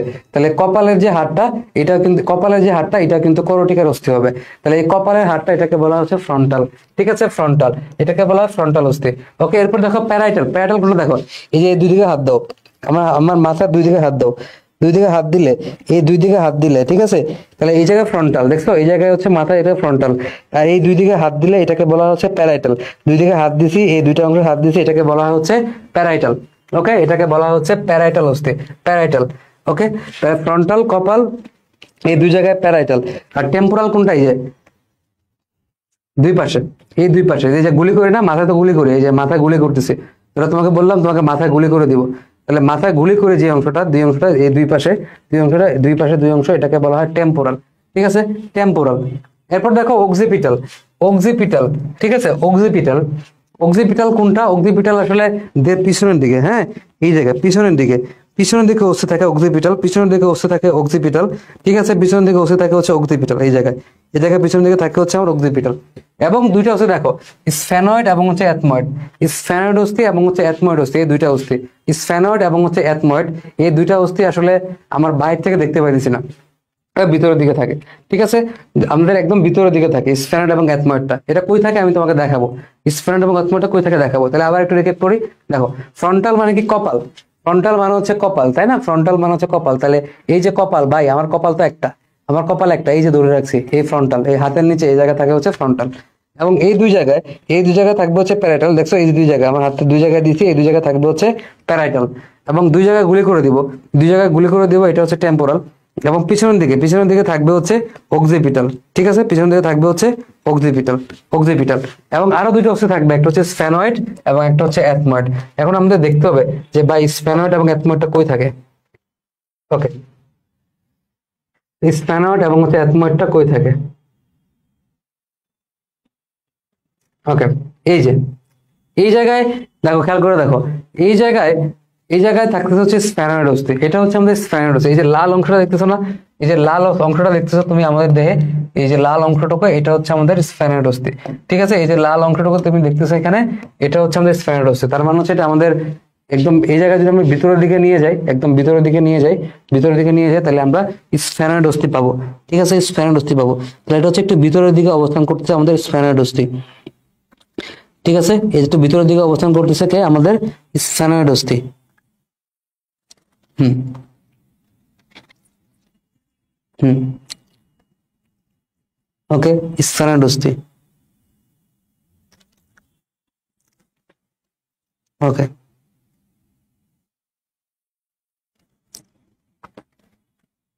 ওকে, এখন তাহলে অ্যাথময়েড কই, স্প্যানয়েডটা আমরা দেখলাম ভাই, ঠিক আছে, স্প্যানয়েড আমরা দেখছি, এখন আমাদের দেখতে হবে কি, আমাদের দেখতে হবে হচ্ছে অ্যাথময়েড বোন, ঠিক আছে, অ্যাথময়েড বোন, এই যে এটা হচ্ছে আমাদের অ্যাথময়েড বোন, ঠিক আছে, এই বোনসটা হচ্ছে আমাদের কি, এই বোনসটা হচ্ছে আমাদের অ্যাথময়েড বোন, এই যে এখানে যে বোনসটা দেখতেছো এটা হচ্ছে আমাদের অ্যাথময়েড বোনস, ঠিক আছে, হ্যাঁ অ্যাথময়েড বোনস, এই দুইটা হচ্ছে দেহের ভিতরের দিকে, মানে হচ্ছে যে আমাদের যে এই ইটা আছে, মুখমণ্ডলটা আছে, তাই না, আমাদের মুখমণ্ডল বলতেছি, আমাদের যে করোটি, সম্পূর্ণ যে করোটির ভিতরে একটা অংশ হচ্ছে করোটিকা, যেটা মস্তিষ্ককে আবৃত করে রাখতেছে। তো করোটিকার ভিতরের দিকে হচ্ছে আমাদের এই দুইটা অস্থির থাকে। হ্যাঁ, বাটারফ্লাই, ভালো কথা বলছো, এটা দেখতে হচ্ছে যে বাটারফ্লাই এর মতো, তাই না, বাটারফ্লাই এর মতো, প্রজাপতির মতো, ঠিক আছে, বা ডানার মতো, ঠিক আছে, ডানার মতো। তাহলে এই জায়গায় এটা হচ্ছে আমাদের অ্যাথময়েড, ঠিক আছে, এই জিনিসটা হচ্ছে আমাদের অ্যাথময়েড বোন, এটা হচ্ছে আমাদের কি অ্যাথময়েড বোনস, ঠিক আছে, অ্যাথময়েড বোনস, ক্লিয়ার। তাইলে আমরা এখানে দুটো জিনিস দেখাইছি, একটা হচ্ছে এটা হচ্ছে আমাদের স্ফেনয়েড বোনস, এটা হচ্ছে আমাদের কি, এটা হচ্ছে আমাদের স্ফেনয়েড, ঠিক আছে, বোন স্ফেনয়েড বোন। এবং এরপর আমরা যেটা পড়ছি এটা হচ্ছে আমাদের অ্যাথময়েড বোন, ঠিক আছে, এটা হচ্ছে আমাদের অ্যাথময়েড বোন। ওকে, তাহলে ফ্রন্টাল অস্থি কয়টা, এটা পরে আমরা শেষ করে দিব আজকের ক্লাস, ঠিক আছে, অল্প অল্প পড়াইলাম প্রথম দিন, ঠিক আছে, নেক্সট দিন থেকে আমরা টান দিব, নেক্সট দিন থেকে 2.5 ঘন্টার কম ক্লাস হবে না, কারণ 4 ক্লাসে শেষ করতে যাচ্ছি, 2.5 ঘন্টার কম ক্লাস নিয়ে শেষ করতে পারবো না, 4 ক্লাস শেষ করে দিব, এত ক্লাস নিতে পারবো না, যেদিন ক্লাস নেবো লম্বা টাইম ক্লাস নেবো, 2.5 ঘন্টা 3 ঘন্টা টেনে টেনে দেখবা তোমরা। তাহলে সামনে এই জায়গা এটা হচ্ছে ফ্রন্টাল অস্থি, ফ্রন্টাল, ঠিক আছে, এই দুই পাশে হচ্ছে প্যারাইটাল, এবং এদিকে টান দিলে এদিকে হচ্ছে তোমার টেম্পোরাল, তাই না, এদিকে দিলে হচ্ছে টেম্পোরাল। আর পিছনের দিকে যেটা আছে এটা হচ্ছে আমার অক্সিপিটাল, পিছনের দিকে এটা হচ্ছে অক্সিপিটাল। আর দুইটা স্প্যানয়েড এবং অ্যাথময়েড, এটা হচ্ছে ভিতরের দিকে থাকে, স্প্যানয়েড অ্যাথময়েড ভিতরের দিকে থাকে।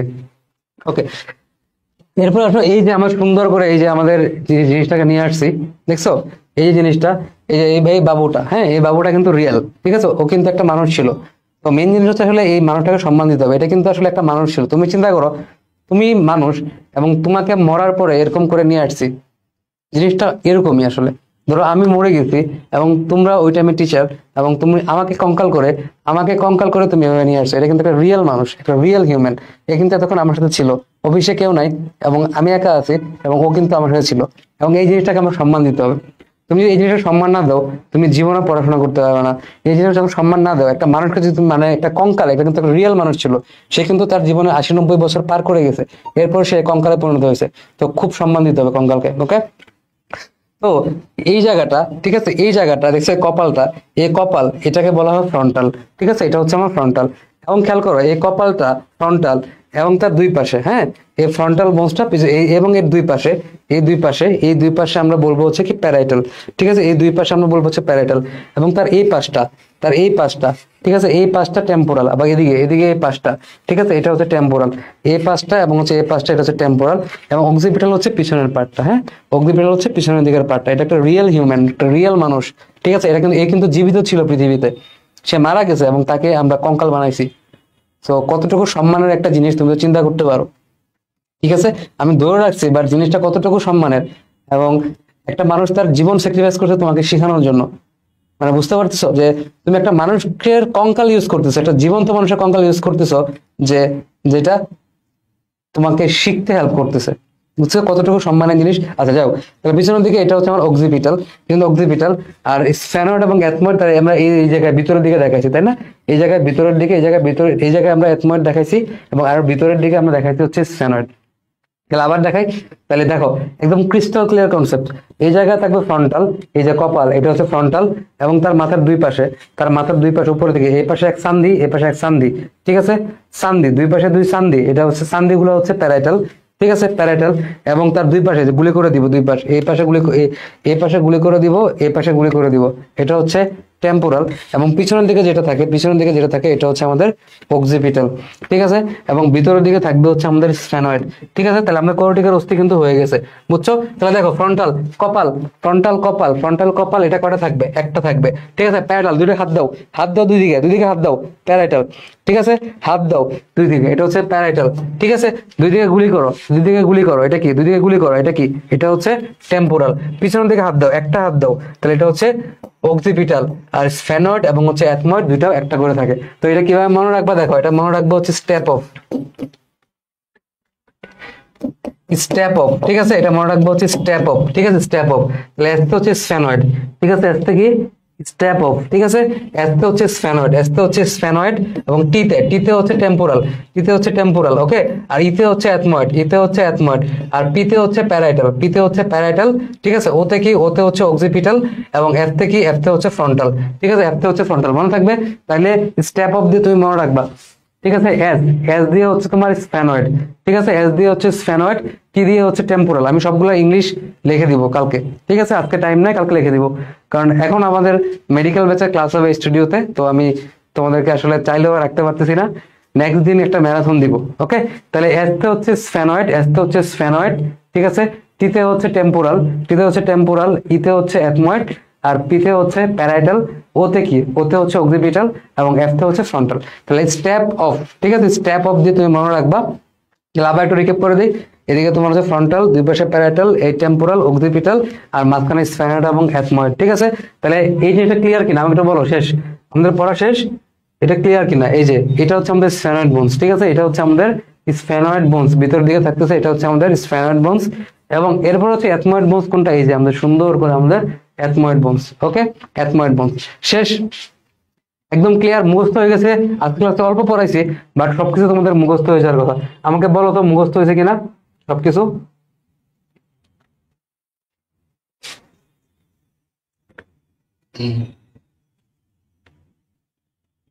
সবকিছু মুখস্থ হয়েছে কিনা বলো। ওকে, আজকের ক্লাসে সবকিছু বুঝতে পারছো কিনা বলো।